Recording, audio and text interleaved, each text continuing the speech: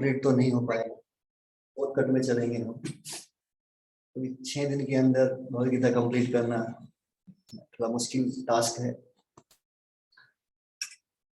तो पहले हम प्रेयर्स के साथ में शुरू करेंगे। आपके वस्त्र के पास भगवद गीता है, जो पढ़ने के लिए आए हैं तो किताब लेके आनी चाहिए। जिस क्लास में जाते हैं वहाँ किताबें खरीदते हैं, तो किताब जो भगवद गीता है, भगवद गीता के अंदर में ही आप स्टार्टिंग में जब आप आमुख में भूमिका में जाएंगे तो स्टार्टिंग जो ये मंत्र लिखे हुए हैं हम यहाँ से शुरुआत करेंगे। ओम अज्ञानतिमिरान्धस्य ज्ञानाञ्जनशलाकया चक्षुर्मिलितं येन तस्मै श्रीगुरवे नमः। श्रीचैतन्यमनोभीष्टं स्थापितं येन भूतले स्वरूपकदा मह्यं ददाति स्वपदान्तिकं। वन्देऽहं श्रीगुरोः श्रीयुतपदकमलं श्रीगुरुन् वैष्णवांश्च। श्रीरूपं साग्रजातं सहगण रघुनाथान्वितं तं सजीवं साद्वैतं सावधूतं परिजन सहितं कृष्ण चैतन्य देवं श्री राधा कृष्ण पादान् सहगण ललिता श्री विशाखान्वितांश्च। नमो विष्णुपादाय कृष्ण पृष्ठाय भूतले श्रीमते भक्ति वेदांत स्वामी निति नामिने। नमस्ते सरस्वती देवे गौरवाणी प्रचारिणे निर्विशेष शून्यवादी पाश्चात्य देश तारिणे। हे कृष्ण करुणा सिंधु दीनबंधु जगतपते गोपेश गोपिका कांत राधा कांत नमोस्तुते। तप्त कांचन गौरांगी राधे वृंदावनेश्वरी वृषभानुसुते देवी प्रणमामि हरिप्रिये। वाञ्छाकल्पतरुभ्यश्च कृपा सिन्धुभैव च पतितानां पावनेभ्यो वैष्णवेभ्यो नमो नमः। जय श्री कृष्ण चैतन्य प्रभु नित्यानंद श्री अद्वैत गदाधर श्रीवासादि गौर भक्त वृंद। हरे कृष्णा कृष्णा कृष्णा हरे हरे हरे राम राम राम हरे हरे। हरे कृष्ण। तो श्रीमद् भगवद गीता को शुरू करने से पहले गीता जो महात्मा है उसमें से एक श्लोक पढ़ते हैं। तो भगवद गीता महात्मा जो है भूमिका के लास्ट में दिया हुआ है, इसके लास्ट में भगवद गीता महात्मा दिया है। ठीक है, जिस प्रकार से मलिने मोचनम पुंसाम जल स्नानम दिने दिने सकृत गीता मृत स्नानम संसार मलनाशकम। मनुष्य जल में स्नान करके नित्य, ये थोड़ा इको बंद कर देंगे प्रभु। मनुष्य जल में स्नान करके नित्य अपने को स्वच्छ कर सकता है, लेकिन यदि कोई भगवत गीता रूपी पवित्र गंगा जल में एक बार भी स्नान कर ले तो वो भव सागर की मलिनता से सदा सदा के लिए मुक्त हो जाता है। डेली हम स्नान करते हैं शरीर को स्वस्थ करने के, लेकिन यदि कोई भगवद गीता रूपी गंगा जल में स्नान करेगा तो संसार के जो पाप है उनसे साफ हो जाएगा, शुद्ध हो जाएगा, वो सारे धुल जाएंगे। और जो लास्ट में फिर कह रहे कि ये जो भगवद गीता है ये क्या है, सारे उपनिषदों का सार है। और जो उपनिषद है वो गाय के समान है, तो गाय का जो सार है वो होता दूध। तो ये भगवद गीता जो है सारे शास्त्रों का एक तरह से सार हो जाए। और अर्जुन जो है बछड़े हैं, क्योंकि गाय दूध देती है जब बछड़े को गाय के सामने लेकर के आया जाता है। और भगवान श्री कृष्ण क्या है, ग्वाले, जिन्होंने उस दूध को निकाला है। तो यदि इस संसार में केवल एक ही शास्त्र पढ़ना हो, बहुत सारे शास्त्र हैं, तो कह रहे हैं एकम शास्त्रम देवकी पुत्र गीता। एक ही शास्त्र यदि पढ़ना है तो देवकी पुत्र भगवान श्री कृष्ण के द्वारा गाया गया गीत, उसको पढ़िए।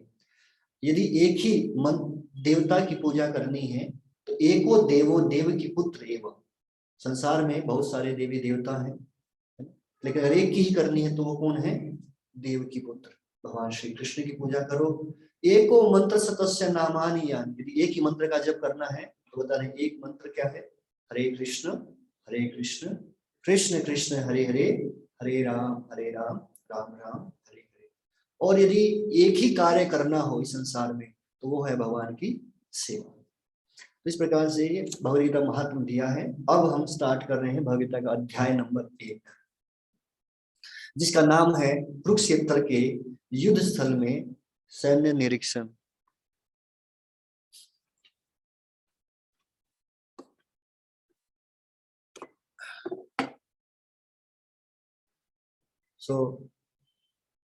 ये जो भगवद गीता का ज्ञान कहाँ दिया जा रहा है, कौन सी जगह पे दिया गया था, कुरुक्षेत्र में। तो ये महाभारत का युद्ध, जिसको महाभारत का मतलब होता है महान भारत, है ना। तो कौरव और पांडव दोनों ही भाई थे, चाचा ताऊ के लड़के थे। तो कौरवों ने पांडवों का जो साम्राज्य था उसके ऊपर अधिकार कर लिया था और वापस नहीं कर रहे थे। तो तब युद्ध कंपलसरी हो गया। हम शॉर्टकट में चल रहे हैं, उसको ज्यादा डिटेल में नहीं जा रहे। तो अब दोनों ओर की सेनाएं आमने सामने आके खड़ी हो गई कुरुक्षेत्र के मैदान में। तो एक प्रश्न है जिसके उत्तर में पूरा भगवद गीता बोला गया है। और वो प्रश्न क्या है, जो पहला प्रश्न जिसको कि धृतराष्ट्र पूछते हैं। तो धृतराष्ट्र ने क्या पूछा, धृतराष्ट्र उवाच कि हे संजय, धर्म भूमि कुरुक्षेत्र में युद्ध की इच्छा से एकत्र हुए मेरे तथा पांडु के पुत्रों ने क्या किया। पहले अध्याय के अंदर यदि आप देखेंगे तो 46 श्लोक हैं। इन 46 श्लोकों को 5 पार्ट्स में डिवाइड किया है। तो जो पहला है फर्स्ट क्वेश्चन, जिसमें कि धृतराष्ट्र संजय से प्रश्न पूछ रहे हैं। फिर श्लोक संख्या 2 से लेके 11 तक दुर्योधन जो है वो दोनों सेनाओं का वर्णन करते हैं और अपनी कूटनीति का परिचय देते हैं। श्लोक संख्या 12 से लेके 19 तक शंख नाद जो होता है उसका वर्णन किया गया है और जिसमें पांडवों की विजय के संकेत मिलते हैं। श्लोक संख्या 20 से 27 अर्जुन के द्वारा सैन्य निरीक्षण और श्लोक संख्या 28 से लेकर 46 तक अर्जुन के द्वारा युद्ध ना करने के अनेक कारण दिए गए हैं। तो हम शुरुआत करते हैं। यदि आप पहले श्लोक के तात्पर्य में जाएंगे तो आज बताते हैं कि धृतराष्ट्र जो है वैसे तो जन्म से अंधे थे, है ना, आंखों से अंधे थे, लेकिन साथ ही साथ वो आध्यात्मिक दृष्टि से भी अंधे थे। और उसी प्रकार से उनके पुत्र भी उन्हीं के समान आध्यात्मिक दृष्टि से अंधे थे। अब व्यासदेव, जब ये दोनों का युद्ध कंपलसरी हो गया तो व्यासदेव जी आते हैं और व्यासदेव जी कहते हैं धृतराष्ट्र को कि यदि आप चाहते हो तो मैं आपको दिव्य दृष्टि दे सकता हूं ताकि आप देख सको पूरे के पूरे महाभारत के युद्ध को बैठे बैठे। धृतराष्ट्र ने सोचा आज तक तो मैंने अपने पुत्रों को देखा नहीं और युद्ध में मरते हुए देखूंगा तो अच्छी बात नहीं। तो उसने कहा मुझे मत दीजिए, ये किसको दे दो, मेरा जो सेक्रेटरी है संजय, उसको आप ये शक्ति दे दीजिए। संजय वैसे भी व्यासदेव के शिष्य थे तो उन्होंने वो शक्ति उनको दे दी। तो ये जो मतलब एक स्थान पर बैठे हुए और दूसरी जगह का पूरा वो देख पाना, लेकिन कब तक दिया, जब तक कि महाभारत का युद्ध चलेगा, उसके बाद वो खत्म हो जाएगा, परमानेंट नहीं। तो अब धृतराष्ट्र प्रश्न पूछ रहे हैं कि क्या किया युद्ध भूमि में जाके। तो इस बात से पता चलता है कि धृतराष्ट्र को कुछ डाउट था। अब देखिए प्रश्न क्या है, धर्म क्षेत्र कुरुक्षेत्र, कुरुक्षेत्र को धर्म क्षेत्र कहा गया है, वहां पर इकट्ठे हुए हैं लड़ने के लिए। अब जब दो लोग लड़ने के लिए इकट्ठे हुए हैं तो ये प्रश्न पूछने का मतलब ही नहीं बनता कि वहां जाके क्या किया, वहां जाके कबड्डी थोड़ी खेल रहे थे, युद्ध ही करने गए तो युद्ध ही करेंगे। लेकिन कौन कौन, मामका मेरे और पांडवा, पांडु के जो पुत्र हैं। तो यहाँ एक तो उसकी मेंटलिटी दिखाई देती है कि मेरे बेटे और मेरे भाई के बेटे दोनों में डिफरेंशिएट कर रहा है। दूसरा वो चाहता है कि जो राज्य है उसके पुत्रों को मिले। इसलिए जी प्रश्न पूछ रहा है कि क्या किया वहां जाके। उसने सोचा था कि शायद हो सकता है कि वहां जाके मेरे बच्चों का मन ना बदल जाए, है ना, पवित्र भूमि है, धर्म क्षेत्र है, कहीं वो समझौता करने को तैयार ना हो जाए, या फिर जो पांडव हैं वो उस धर्म क्षेत्र के प्रभाव में आकर के और अपना राज्य त्यागने के लिए तैयार ना हो जाएं। उसको डाउट था वास्तव में जीत होगी कि नहीं होगी हमारी। और इस श्लोक के लास्ट में तात्पर्य लिखते हैं कि जिस प्रकार से धान के खेत में, खेती किया कभी किसी ने? खेती किसी ने नहीं किया? अच्छा, तो करना भी चाहिए, बस गांव में जाके देखना चाहिए, है ना। तो धान के खेत में खरपतवार उग जाती है अपने आप, तो किसान क्या करता है, उस खरपतवार को उखाड़ के फेंक देता है। ऐसा नहीं करेगा तो क्या होगा, और धान की खेती नहीं हो पाएगी, खरपतवार बढ़ेगी। तो उसी प्रकार से यहाँ पर धर्म की खेती होनी है, और धर्म की खेती कौन करेंगे? पांडव करेंगे। तो कौरव क्या है? खरपतवार की तरह है, और भगवान कृष्ण किसान की तरह है। तो क्या करेंगे? किसान अधर्म के जो खरपतवार हैं उनको उखाड़ करके फेंक देंगे, और यहाँ पर धर्म की स्थापना करेंगे। अब यहां से शुरू होता है पूरा भगवद गीता, इस एक प्रश्न के जवाब में। प्रश्न पूछा किसने? धृतराष्ट्र ने। उत्तर कौन दे रहे हैं? संजय। अब संजय क्या कहते हैं? संजय कहते हैं, हे राजन, पांडु पुत्रों द्वारा सेना की व्यूह रचना देखकर राजा दुर्योधन अपने गुरु के पास गया और उसने ये शब्द कहे। उसने क्या कहा? हे आचार्य, पांडु पुत्रों की विशाल सेना को देखें, जिसे आपके बुद्धिमान शिष्य द्रुपद के पुत्र ने इतने कौशल से व्यवस्थित किया है। तो यहाँ पर संजय बता रहे हैं, क्योंकि उसने पूछा था धृतराष्ट्र ने मेरे और पांडु के पुत्रों ने क्या किया, तो उसके जो पुत्र हैं उनमें सबसे फेवरेट कौन है? दुर्योधन थे, सबसे बड़े जो थे। तो दुर्योधन ने क्या किया वो बता रहे हैं। तो दुर्योधन ने अपने गुरु के पास में गए। वास्तव में दुर्योधन डर रहा था उनकी सेना को देख, तो अपने डर को छुपाने के लिए वो क्या कर रहा है? उनके पास में, गुरु के पास में जाता है। तो ये राजनीतिक होने के कारण वो अपने भय को छुपा रहा है, और ये दिखा रहा है कि मैं तो अपने गुरु के पास आया हूं उनका सम्मान करने के लिए, पर वास्तव में ऐसा कुछ नहीं था। और आकर के क्या बताया कि आप जानते हो ये सामने की सेना का सेनापति कौन है? कौन है? द्रुपद पुत्रेण, द्रुपद का बेटा है। नाम नहीं लिया उसका, द्रुपद का नाम लिया। क्यों लिया द्रुपद का नाम? क्योंकि द्रुपद की और द्रोणाचार्य की लड़ाई थी, है ना। पहले बचपन में दोनों दोस्त थे, एक साथ गुरुकुल में पढ़े थे, लेकिन बाद में जब द्रुपद राजा बने तो द्रोणाचार्य का अपमान कर दिया। अब इसीलिए फिर द्रोणाचार्य ने पांडवों कौरवों को शिक्षा दी और उनको बोला गुरु दक्षिणा। पहले पैसे में फीस नहीं मांगी थी, फ्री में किया ना पहले, तो आपका कोर्स भी फ्री में ही है, बाद में देना जो देना है। तो बाद में क्या मांगा कि द्रुपद को पकड़ के लेके आओ। तो पहले कौरव गए, हार के आ गए, फिर बाद में पांडव गए, पांडव उनको पकड़ के लेके, और फिर उन्होंने क्या किया, उसका आधा राज्य ले लिया द्रोणाचार्य।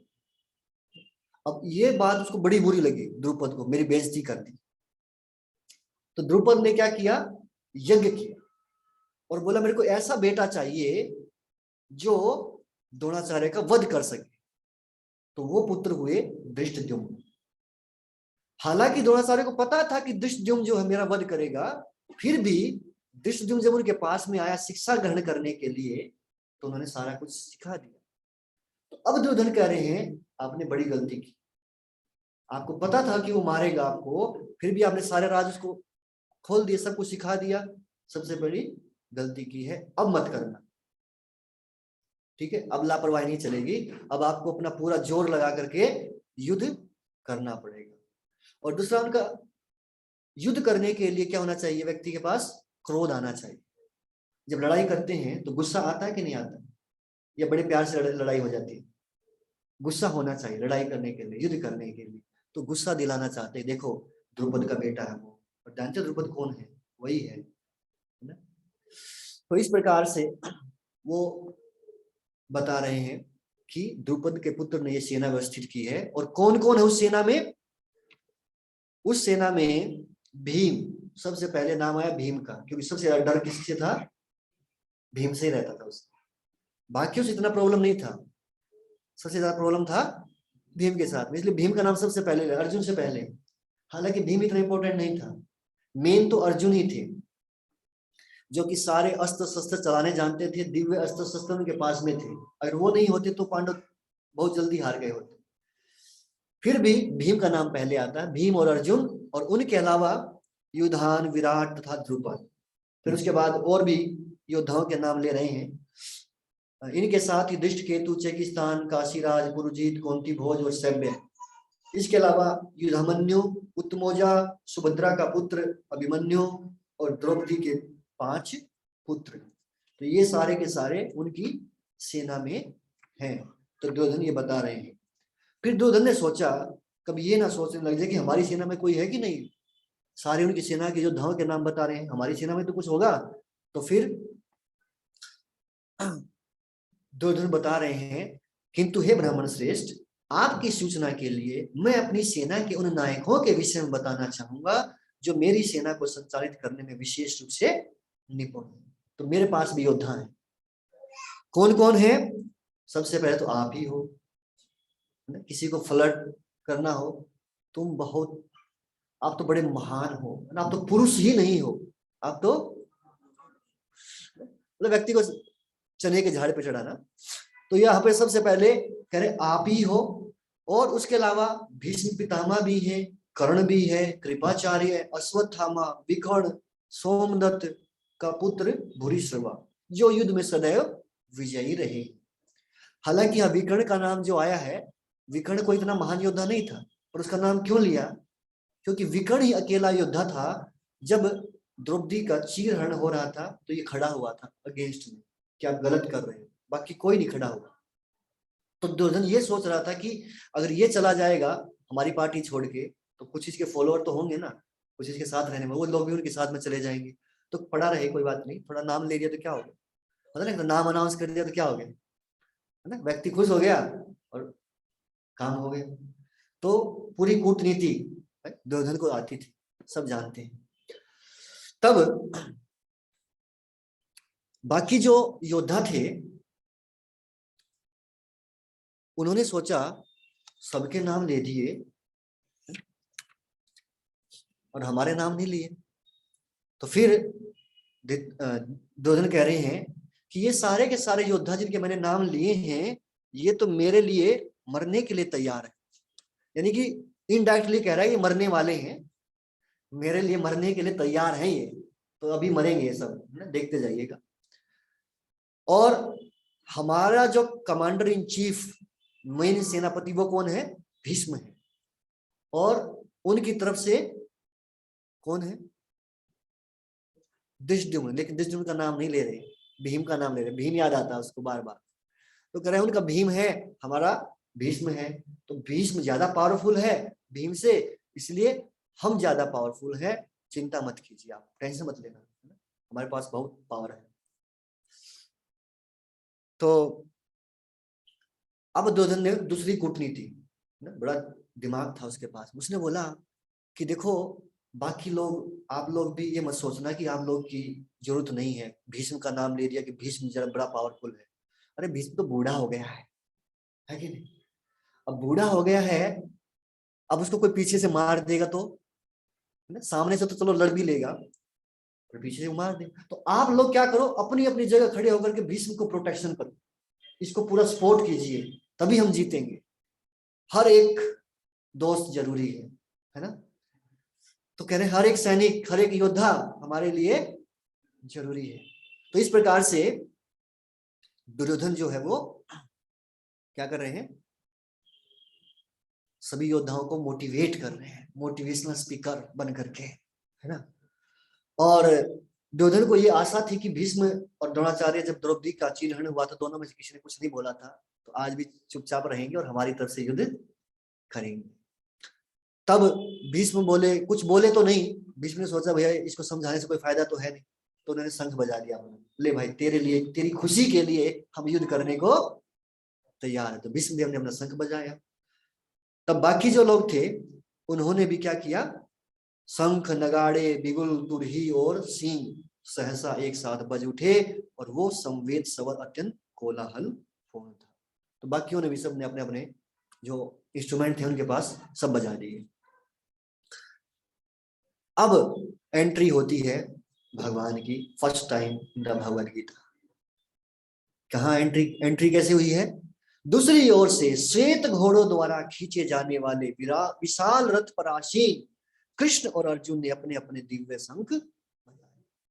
तो सफेद घोड़े हैं जो कि उनके रथ को खींच रहे हैं। कृष्ण और अर्जुन दोनों ने अपने अपने शंख बजाए। उनके शंखों को क्या कहा गया है यहाँ पे? दिव्य शंख, साधारण शंख नहीं है। उनके शंखों के नाम भी बताए। तो ये सारे के सारे जो योद्धा हैं, श्लोक संख्या 15, 16, 17, 18, तो इनमें शंखों के नाम बताए गए हैं।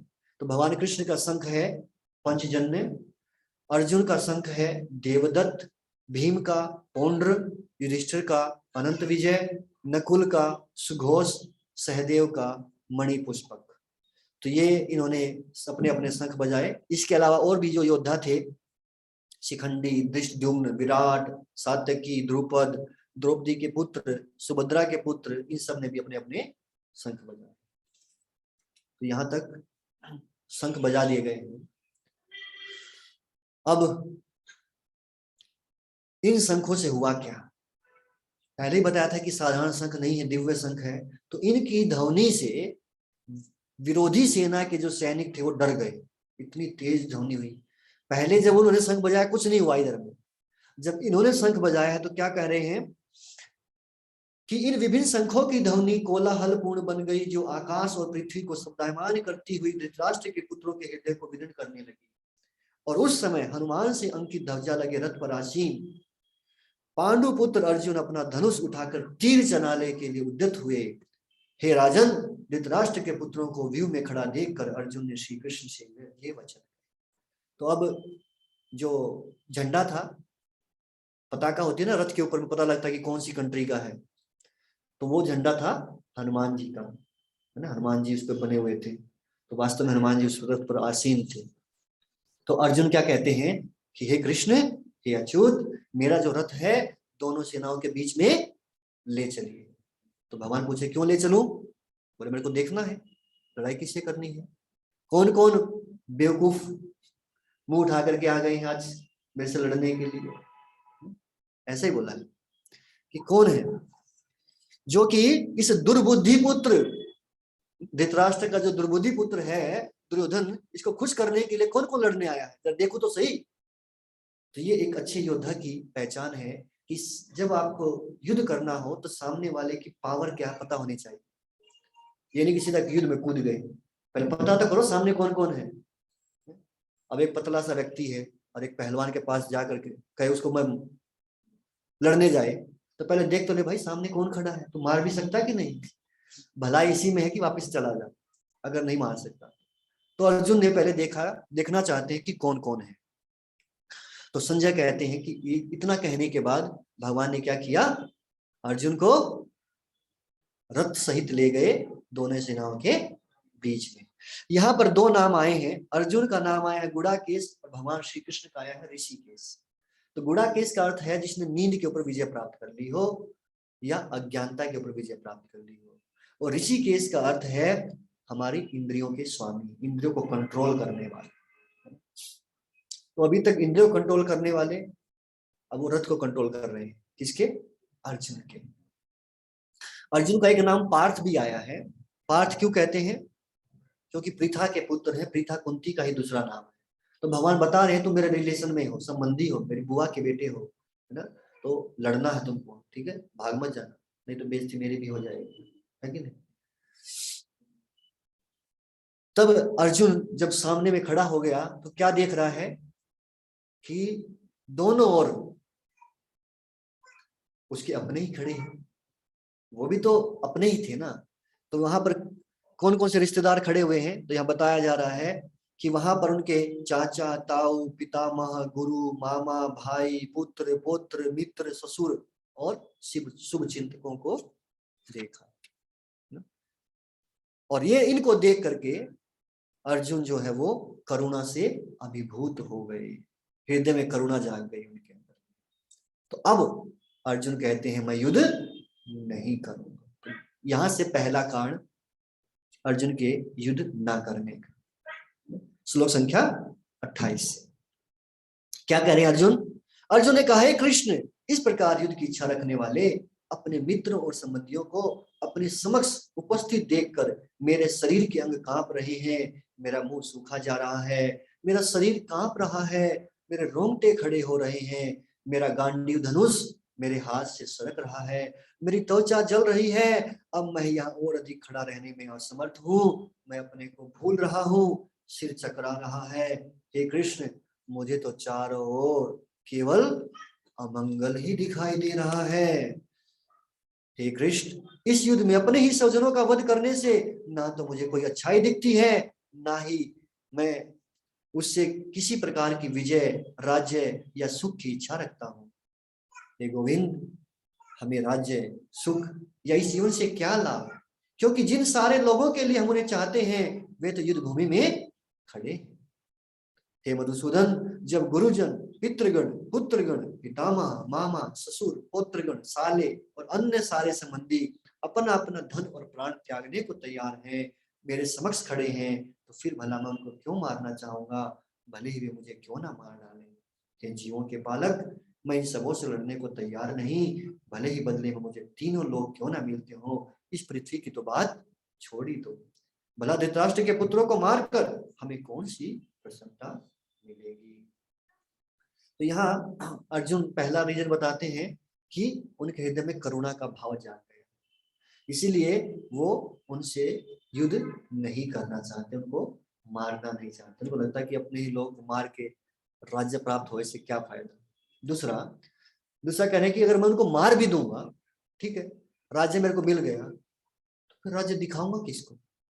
लोग इस संसार में कुछ बड़ा काम करते हैं तो क्या करते हैं, दिखाते हैं ना, अपने रिश्तेदारों को, पड़ोसियों को, है कि नहीं, फोटो खींच के व्हाट्सएप पे भेजते हैं, स्टेटस पे लगाते हैं, है ना, किस लिए, ताकि देखे तो सही हमारा, हमने भी कुछ किया है, दिखाने के लिए। अब सारे मर ही जाएंगे तो दिखाऊंगा किस, तो क्या फायदा, तो मेरे को आनंद की प्राप्ति नहीं होगी।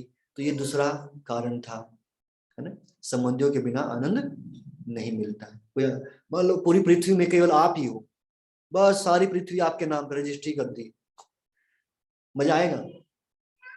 आएगा? आप अकेले हो बस पूरे पृथ्वी पे, अकेले में क्या मजा आएगा यार, कोई होना चाहिए साथ में, किसी के साथ लड़ाई भी हो, किसी के साथ प्रेम भी हो, है कि नहीं, होना चाहिए। और फिर तीसरा कारण क्या देते हैं, यदि हम ऐसे आतताइयों का वध करते हैं तो हम पर पाप चढ़ेगा। अर्जुन को लग रहा है कि पाप लगेगा, इसलिए वो युद्ध नहीं करना चाहते। अतः ये उचित नहीं होगा कि हम धृतराष्ट्र के पुत्रों और उनके मित्रों का वध करें। हे लक्ष्मीपति कृष्ण, इससे हमें क्या लाभ होगा और अपने ही कुटुंबियों को मारकर हम किस प्रकार सुखी हो सकते हैं। हे जनार्दन, यद्यपि लोभ से अभिभूत चित्त वाले ये लोग अपने परिवार को मारने या अपने मित्रों से द्रोह करने में कोई दोष नहीं देखते, किंतु हम लोग जो परिवार के विनष्ट होने में अपराध देख सकते हैं, ऐसे पाप कर्मों में क्यों प्रवृत्त हो। इनको तो दिखाई नहीं दे रहा कि पाप है, और हमें तो दिख रहा है ना, ये तो बेवकूफ है, गधे हैं, हम तो बुद्धिमान आदमी है ना, तो हम ऐसा पाप क्यों करें। तो ऐसा कह रहे हैं। और दूसरा, अर्जुन एक बात बोल रहे हैं, यहाँ पर भगवान का एक नाम ले रहे हैं, क्या, जनार्दन। तो कह रहे हैं कि आप जो है असुरों को मर्दन करने वाले, असुरों को मारते हो ना, अपने गुरु और भाइयों, गुरु, पितामह, पिता, इनको थोड़ी मारते हो, मेरे से क्यों मरवाना चाहते हो आप, मेरे से क्यों पाप करवाना चाहते हो, मारना तो आप मार दो, है कि नहीं। फिर चौथा कारण क्या देते हैं कि यदि हम इनको मारेंगे तो क्या होगा, कुल का नाश होगा और कुल का नाश होने पर सनातन कुल परंपरा नष्ट होगी और इस तरह शेष कुल भी अधर्म में प्रवृत्त हो जाएगा। और जब अधर्म किसी कुल में प्रमुख हो जाता है तो वहां की स्त्रियां दूषित हो जाती हैं और स्थितों के पतन से हे वृष्णिवंशी अवांछित संतानें उत्पन्न होती हैं और अवांछित संतानें जब उनकी वृद्धि होगी तो परिवार के लिए, पारिवारिक परंपरा के लिए नारकीय जीवन उत्पन्न हो जाएगा, क्योंकि ऐसे पतित कुलों के पुरखे गिर जाते हैं क्योंकि उन्हें जल और पिंड दान देने की क्रियाएं समाप्त हो जाती है। तो क्या है कुल नाश? कैसे? पहले अगर कुल का नाश हो जाए, सब बड़े बड़े लोग तो मर जाएंगे। भाई बड़े बूढ़े लोगों का काम होता है कि जो छोटे बच्चे हैं उनको सही रास्ता दिखाना, सिखाना, कुल की परंपराएं बताना। तो ये सारे मर जाएंगे तो कुल परंपरा नष्ट हो जाएगी, कोई फॉलो नहीं करेगा, फिर लोग अधर्म में लग जाएंगे। और जब अधर्म में लगेंगे तो स्त्रियां जो है वो स्वतंत्र रूप से, अभी तो घर में रहती है, फिर वो बाहर में जाएंगी, स्वतंत्र रूप से दूसरे पुरुषों के साथ में मिलेंगी और उससे अवांछित संतानें उत्पन्न होंगी। उससे क्या होगा कि वो लोग जो संतान होगी अवांछित, वो जो होता ना पिंडदान वगैरह जो करते हैं वो नहीं करेंगे, और जब पिंडदान नहीं करेंगे तो उनको कष्ट पहुंचेगा। और यहाँ की जो, क्योंकि वो धर्म का पालन नहीं कर रहे हैं, अधर्म में लगे हुए हैं, तो वो भी क्या होगा, नरक में जाएंगे। वो तो है ही बेचारे नरक में, ये और जाएंगे। तो इस प्रकार से पूरा का पूरा हमारा सिस्टम खत्म हो जाएगा। तो जो लोग कुल परंपरा को विनष्ट करते हैं और इस तरह अवांछित संतानों को जन्म देते हैं, उनके दुष्कर्मों से समस्त प्रकार की सामुदायिक योजनाएं और पारिवारिक कल्याण कार्य विनष्ट हो जाते हैं। इसलिए हे प्रजापालक कृष्ण, मैंने तो गुरु परंपरा से सुना है कि जो लोग कुल धर्म का विनाश करते हैं वो नरक में जाते हैं। ऐसा नहीं कह रहा, मैं अपने मन से नहीं बोल रहा, मैंने सुना है ऊपर से, स्कूल में सुना होगा मैंने कहीं पे कि अगर ऐसा करेंगे तो नरक में जाना पड़ेगा। बताओ हम नरक में क्यों जाएं?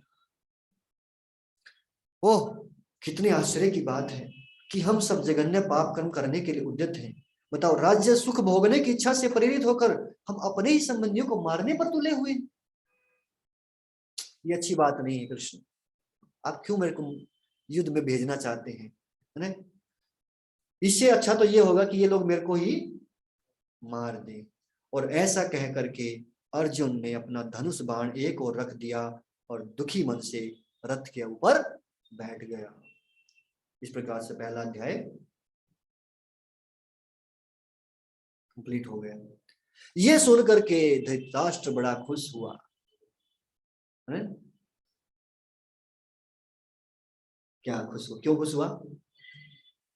कि अर्जुन युद्ध करेगा नहीं, और जब अर्जुन युद्ध नहीं करेगा तो बाकी लोगों तो हम ऐसे ही हरा देंगे। तो बड़ा खुश हुआ ये देख कर कि धृतराष्ट्र खुश है। संजय से रहा नहीं गया और संजय फिर बोल पड़े। दूसरे अध्याय का पहला श्लोक क्या बोला संजय ने? संजय ने कहा, करुणा से व्याप्त शोक युक्त अश्रुपूरित नेत्रों वाले अर्जुन को देखकर मधुसूदन कृष्ण ने ये शब्द कर। तो यहाँ भगवान का एक नाम आया है मधुसूदन। मधुसूदन का अर्थ क्या है? जिन्होंने मधु नामक असुर को मारा था। तो यहां पर संजय कहना चाहते हैं कि अर्जुन का जो अज्ञान रूपी असुर है उसको भी अब कृष्ण मारने के लिए तैयार खड़े। ये मत सोचिए कि अर्जुन बस बैठ गए तो आपका काम हो गया है। और फिर भगवान ने क्या कहा अर्जुन को? जब अर्जुन बैठ गया, भगवान क्या कहते हैं? कुतस्त्वाकस्मलमिदं विस्मये संवस्थितम् अनार्य अनार्य जुष्टम अस्वर्गम अकीर्तिकरम अर्जुना। तो डांटने लगे अर्जुन को। क्या कहा भगवान ने? भगवान कहते हैं, अर्जुन तुम्हारे मन में कलमश आया कैसे? इतनी अच्छी ट्रेनिंग हुई तुम्हारी, इतने अच्छे संस्कार मिले तुमको, तुम्हारे हृदय में ये गलत विचार कहाँ से आ गए? कौन, कहाँ से सीख के आ गए तुम? ये क्या लॉजिक दे रहे हो? सब बेकार है। कहाँ से आया तुम्हारे अंदर में? जो आर्य है, आर्य का मतलब जो जीवन के मूल्य को समझते हैं, जो एक अपने जीवन में कुछ क्या कहते हैं उसको, नियम है उनका पालन करते हैं। भैया आप ऐसे व्यक्ति हो, आर्य हो, लेकिन बात अन आर्य जैसी कर रहे हैं, ऐसा करने से क्या होगा? अस्वर्गम, आप स्वर्ग में नहीं जा पाओ। तो अर्जुन के मेरे को स्वर्ग में जाने की जरूरत नहीं है। तो भगवान कहते हैं अकृत्रिम, यहां भी तुमको फेमस नहीं हो पाओगे, तुम्हारी ना लोग तुम्हारी बुराई करेंगे, बदनामी करेंगे, कोई बड़ाई नहीं करने वाला तुम्हारे। इस प्रकार से भगवान उसको डांट रहे हैं और समझा भी रहे हैं। फिर से पृथा पार्थ कह करके, अरे तुम मेरे ही संबंधी हो, इस हीन नपुंसकता को प्राप्त मत हो, ये तुम्हें शोभा नहीं देती। हे शत्रु के दमन करता, हृदय की इस दुर्बलता को त्याग कर युद्ध के लिए खड़े हो जाओ। तो भगवान अर्जुन को खड़ा होने के लिए कह रहे हैं। तब अर्जुन सोच रहे हैं कि आप मुझे खड़ा होकर के युद्ध करने के लिए कह रहे हैं, वो भी उनसे जो मेरे अपने हैं। अरे वो भीष्म पितामह जिनकी गोद में मैं खेला हूँ, वो गुरु द्रोणाचार्य है जिन्होंने मुझे युद्ध करना सिखाया, मैं उनके ऊपर बाण कैसे चलाऊं? इसलिए भगवान का नाम लेते हैं अर्जुन श्लोक संख्या 4 में, अरिसूदन, हे शत्रुओं के संहारक। आप शत्रुओं के संहारक हो ना, रिश्तेदारों के संहारक तो नहीं हो ना। क्या आपने अपने गुरु संदीपनी मुनि को मारा था क्या? आप मुझसे मेरे गुरु को क्यों मरवाना चाहते हैं? यदि मारना ही है तो आप मारिए ना, क्योंकि आप मारोगे तो आपको पाप नहीं लगेगा, मैं मारूंगा तो पाप लगेगा, इसलिए आप कर लो। दूसरे के ऊपर डाल देना होता ना, हम भी करते हैं, कई काम खुद नहीं करते, नहीं आप ही कर लो, आपको तो कोई कुछ बोलेगा नहीं, है ना? तो इसलिए कह रहे हैं कि मैं भीष्म और द्रोण जैसे पूजनीय व्यक्तियों पर बाण कैसे चलाऊंगा, और ऐसे महापुरुषों को जो मेरे गुरु हैं उन्हें मार कर जीने की बजाय मैं संसार में भीख मांग करके जीना पसंद करूंगा। भले ही वे सांसारिक लाभ के इच्छुक हो, किंतु है तो गुरु ही ना, चाहे गलत भी कर रहे हो। मान लिया कि वो गलत कर रहे हैं, लेकिन है तो मेरे गुरु, और गुरु को मैं कैसे मार सकता हूँ? उनको मार करके, उनके खून से सने हुए राज्य सिंहासन को प्राप्त करके मैं क्या करूंगा? फिर अर्जुन इतना बोलने के बाद फिर कहता है, लेकिन मेरे को समझ में नहीं आ रहा कि हमारे लिए क्या सही है, इनको जीतना या इनके द्वारा जीते जाना, ये हमें जीत ले या हम इनको जीते, कुछ समझ में नहीं आ रहा है। और फिर जब दिमाग चकरा गया तो फिर कहते हैं श्लोक संख्या 7, इंपॉर्टेंट श्लोक जो है, कि अब मैं अपनी कृपण दुर्बलता के कारण अपना कर्तव्य भूल गया हूँ, सारा धैर्य खो चुका हूँ। ऐसी अवस्था में मैं आपसे पूछ रहा हूँ कि मेरे लिए क्या श्रेष्ठ है, उसे निश्चित रूप से बताएं। मैं अब आपका शिष्य हूँ और आपका शरणागत हूँ, कृपया मुझे उपदेश दें। तो क्या किया उन्होंने? अपने आप को सरेंडर कर दिया, बोले कि अब आप गुरु हो मेरे। जबकि अभी तक दोस्ती में बात हो रही, दोस्त दोस्त बात करते हैं तो थोड़ा मजाक चलता है, इतना सीरियसली नहीं लेते, लेकिन गुरु और शिष्य के बीच जो वार्तालाप है वो गंभीर होती है, सीरियस होती है। तो इसलिए कह रहे हैं कि आप गुरु बन जाओ मेरे, और मुझे वो बताओ जो मेरे लिए अच्छा है। ये नहीं कहा कि जो मुझे अच्छा लगता है, दोनों में डिफरेंस है। मुझे सुबह उठना अच्छा नहीं लगता है, लेकिन मेरे लिए सुबह उठना अच्छा है। तो भगवान कह रहे हैं कि अर्जुन कह रहे हैं मुझे वो बताओ जो मेरे लिए अच्छा है। तो अर्जुन को मतलब कंफ्यूज हो चुका है, उसकी बुद्धि सारी काम करना बंद कर चुकी है, क्या करें क्या ना करें। तो जब ऐसी स्थिति हो, हम अपने जीवन में किसी कंक्लूजन पर ना पहुंच पाए, तब हमें गुरु की शरण लेनी चाहिए। जब हम ना समझ पाए क्या करें क्या ना करें, क्या सही है क्या गलत है, तो क्या करना चाहिए? मतलब व्यक्ति अपने बल से, अपनी बुद्धि से, अपने धन से जब समस्या हल करने में समर्थ नहीं है, तो गुरु के पास जाना चाहिए। तब अर्जुन कहते हैं, मुझे ऐसा कोई साधन नहीं दिखता जो मेरी इंद्रियों को सुखाने वाले इस शोक को दूर कर सके। स्वर्ग पर देवताओं की आधिपत्य की तरह इस धन धान्य संपन्न सारी पृथ्वी पर निष्कंटक राज्य प्राप्त करके भी मैं इस शोक को दूर नहीं कर सकूंगा। तो अर्जुन कह रहे मुझे कोई और दूसरा साधन दिखाई भी नहीं दे रहा कि जिससे मैं कोई जो दुख हो रहा है मैं इससे बाहर निकल सकूं। क्यों?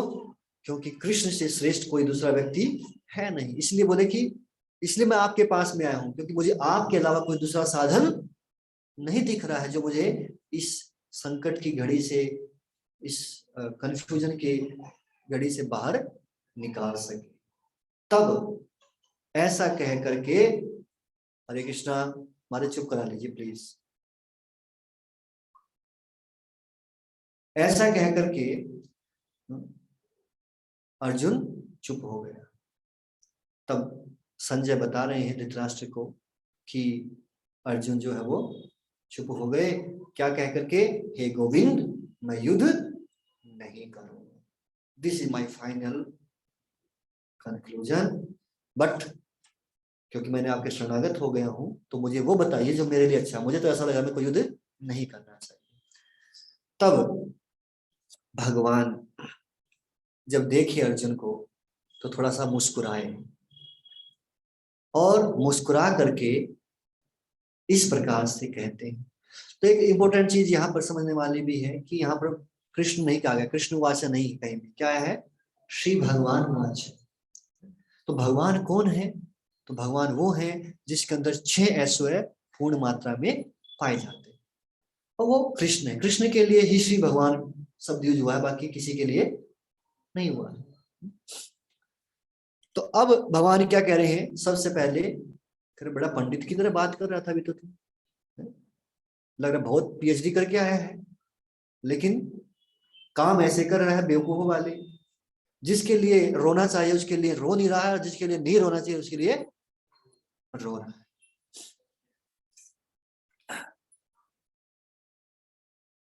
कह रहे जो विद्वान होते हैं, जो बुद्धिमान होते हैं, वो ना तो जीवित के लिए और ना ही मृत के लिए रोते हैं। क्यों? क्योंकि उनको पता है कि शरीर का ही नाश होता है, वास्तव में व्यक्ति की मृत्यु नहीं होती, वो तो आत्मा है। तो भगवान अब बता रहे हैं अर्जुन को कि देखो ऐसा कोई टाइम नहीं था। तो यहां से जो पहला प्रश्न था अर्जुन का ना, पहला आर्गुमेंट था कि युद्ध नहीं करूंगा। क्या था पहला आर्गुमेंट? करुणा की वजह से, ना करुणा थी, इनको मैं कैसे मार सकता हूं, ये तो मेरे अपने हैं। तो भगवान कह रहे हैं ऐसा कभी नहीं था कि ये लोग नहीं थे, मतलब कि पास्ट में भी थे, और ऐसा भी नहीं होगा कि ये कभी नहीं रहेंगे, ये फ्यूचर में भी रहेंगे, और अब तो है। और केवल ये ही नहीं, हम भी, हम दोनों भी रहे हैं। कह रहे कैसे, कैसे समझ सकता हूं मैं इसको? तो भगवान कहते हैं कि जिस प्रकार से देहिनो अस्मिन यथा देहे, इस शरीर के अंदर भी बच्चा क्या करता है? पहले छोटा सा होता है, फिर वो जवान होता है, फिर वो बूढ़ा होता है। इस शरीर के अंदर भी परिवर्तन हो रहा है, चेंज हो रहा है। तो उससे कोई व्यक्ति, जो बुद्धिमान व्यक्ति है, वो मोहित नहीं होता। तो जिस प्रकार शरीर के अंदर परिवर्तन हो रहा है, तो लास्ट में क्या होता है? वो शरीर को छोड़ करके दूसरे शरीर में चला जाता है मृत्यु के बाद। तो बुद्धिमान व्यक्ति उससे मोहित नहीं होता है। तो अर्जुन कहते हैं अगर वो ठीक है, मोहित नहीं होता है, ये शरीर में जो परिवर्तन है ये नेचुरल है, तो फिर मैं तो अपने इस शरीर से आसक्त हूं ना। आप जो भी कह रहे हो ठीक है, पर मैं शरीर से आसक्त हूं और ये मेरे अपने हैं, मैं इनको कैसे मार सकता हूं? इस चीज, मेरा तो मन और मेरी इंद्रियां जो है बड़े दुखी हैं। तो भगवान कहते हैं मात्रा स्पर्शस्तु कौन्तेय शीतोष्ण सुख दुखदा। हे अर्जुन, हे कुंती पुत्र, सुख और दुख तो इंद्रियों के अनुभव से ही होता है। तो इसको क्या करना पड़ेगा? जिस प्रकार से सर्दी और गर्मी आती है तो लोग उसको सहन करते हैं। ऐसा नहीं होता कि सर्दी आ गया तो मर जाते। वे सर्दी आई तो कपड़े पहनेंगे ज्यादा, गर्मी आई तो पतले कपड़े पहनेंगे, एसी यूज करेंगे, है कि नहीं? तो सहन करते हैं ना सर्दी गर्मी को, उसी प्रकार से सुख और दुख आते हैं तो उसको क्या करो तुम, सहन करना सीखो। ताम स्थितिक्स्व भारता, तितिक्स्वा सहनशील होना। तो कई बार ऐसा फेवरेबल वातावरण नहीं होता, पर फिर भी व्यक्ति को अपना कर्तव्य निभाना होता है। उसी प्रकार से तुम अब एक क्षत्रिय हो, क्षत्रिय होने के नाते तुमको युद्ध तो करना ही पड़ेगा। हालांकि सामने तुम्हारे रिश्तेदार खड़े हुए, पर युद्ध को नहीं टाला जा सकता, व्यक्ति को अपना कर्तव्य तो निभाना ही पड़ेगा। तो अर्जुन कहते कैसे कैसे सहन करूं, तो भगवान कहते हैं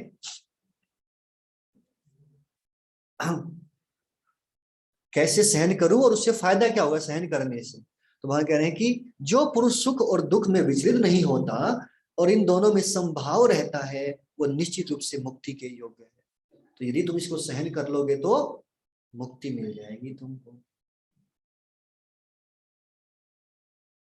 तो कह रहे सुख और दुख में समभाव का मतलब क्या है कि जब व्यक्ति सुख आए तो ज्यादा खुश नहीं होता है, दुख आए तो ज्यादा दुखी नहीं होता है। क्यों नहीं होता? क्योंकि शरीर तो टेम्परेरी है, ये कभी नष्ट होता नहीं। आगे करें, नाश तो विद्यते भावो ना भावो विद्यते सतः। तत्वदर्शियों ने निष्कर्ष निकाला है कि भौतिक शरीर का तो कोई चिरस्थायी तो है ही नहीं, भौतिक शरीर तो कुछ समय के लिए है, और जो आत्मा है वो अपरिवर्तित रहता है, उसमें कोई चेंज नहीं आता है। उन्होंने इन दोनों की प्रकृति के अध्ययन द्वारा ही ये निष्कर्ष निकाला। तत्वदर्शी जो कि चीज को बिल्कुल बारीकी से गहराई से समझते हैं, जानते हैं। इसीलिए ये जो तुम्हारे पूरे शरीर के अंदर में विद्यमान है, ये कौन है? आत्मा है। आत्मा की पहचान क्या है? हमारे शरीर में चेतना के माध्यम से, कॉन्शियसनेस। शरीर के किसी भी हिस्से में कुछ भी दर्द होगा तो तुरंत एक सिग्नल जाता है माइंड के पास, और माइंड जो है वो हाथ को सिग्नल करता है, देखो वहां कुछ चुभा है, तुरंत उसको निकाल। तो जिसके अंदर आत्मा है उसी के अंदर ये होगा। जिसमें आत्मा नहीं है, मान लो कोई व्यक्ति मर गया, उसका सुई चुभ हो चाहे तलवार से काट दो, कुछ होगा उसको? नहीं होगा, क्योंकि आत्मा नहीं है। तो आत्मा की पहचान क्या है? चेतना, कॉन्शियसनेस। तो यहां पर कह रहे हैं कि उस अव्यय आत्मा को नष्ट करने में कोई भी समर्थ नहीं है। कई लोग कहते हैं आत्मा का साइज क्या है कि नहीं? तो यहाँ आत्मा का साइज बताया गया है, क्या है? बाल के यदि 10,000 टुकड़े, बाल के जो नोक है, टिप ऑफ द हेयर, इसके अगर 10,000 टुकड़े कर दिए जाएं तो जो एक टुकड़े का साइज होगा वो आत्मा का साइज।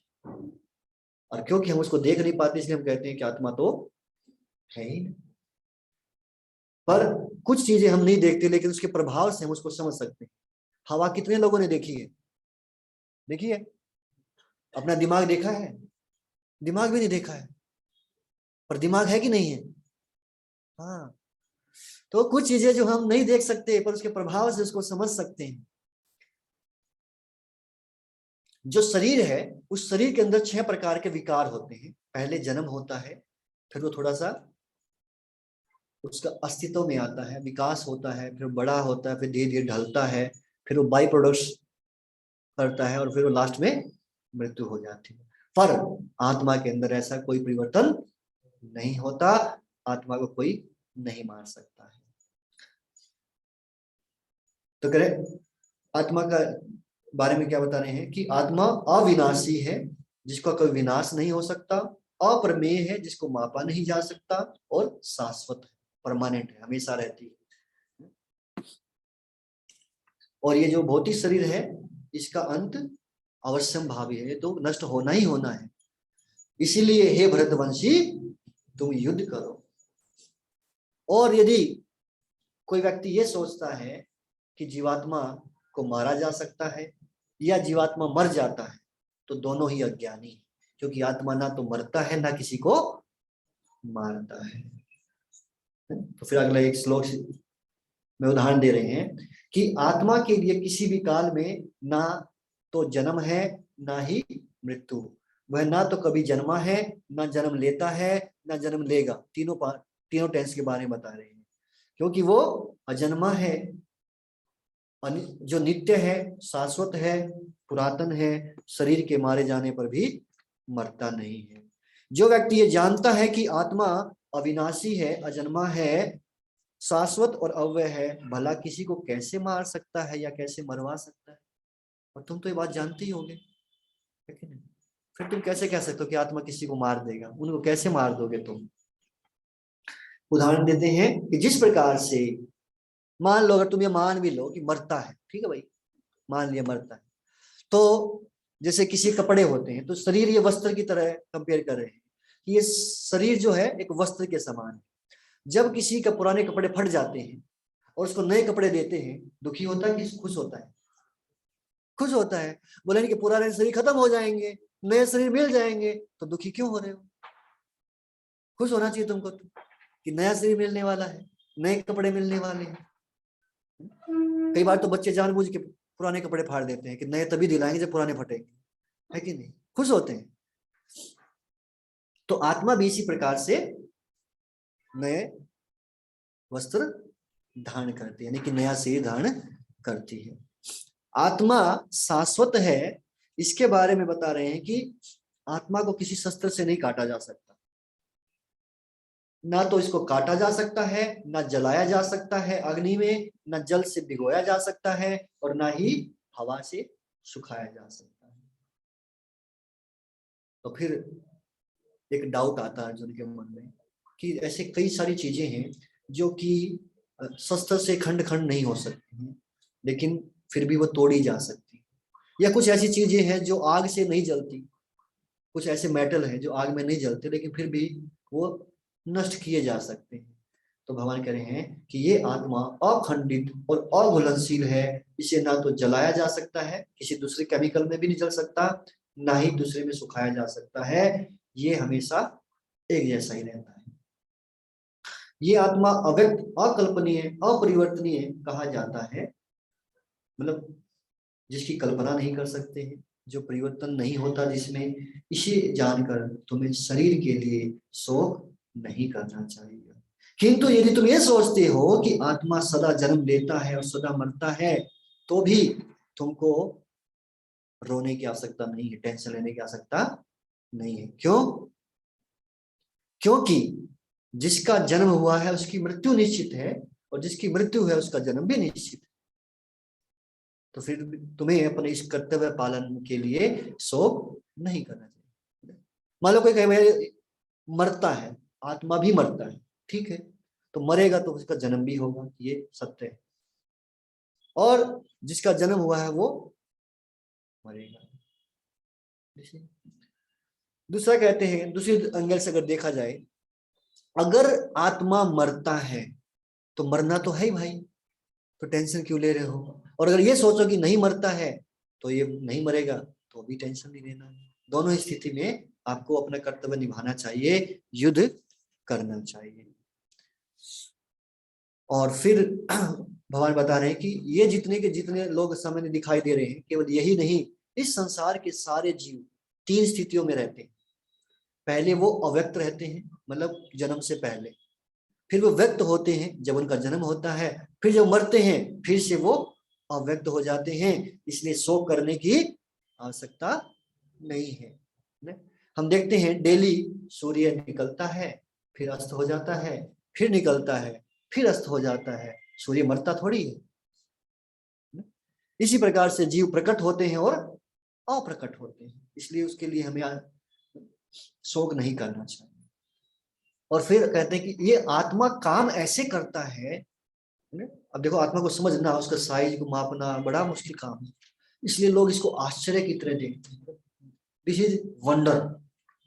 कौन सा अजूबा है पता नहीं, पर एक अजूबा है ये भी, आत्मा भी एक अजूबा ही है।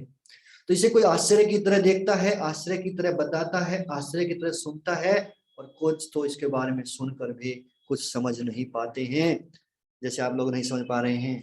इसलिए हे भरतवंशी, ये भी एक आश्चर्य है ना?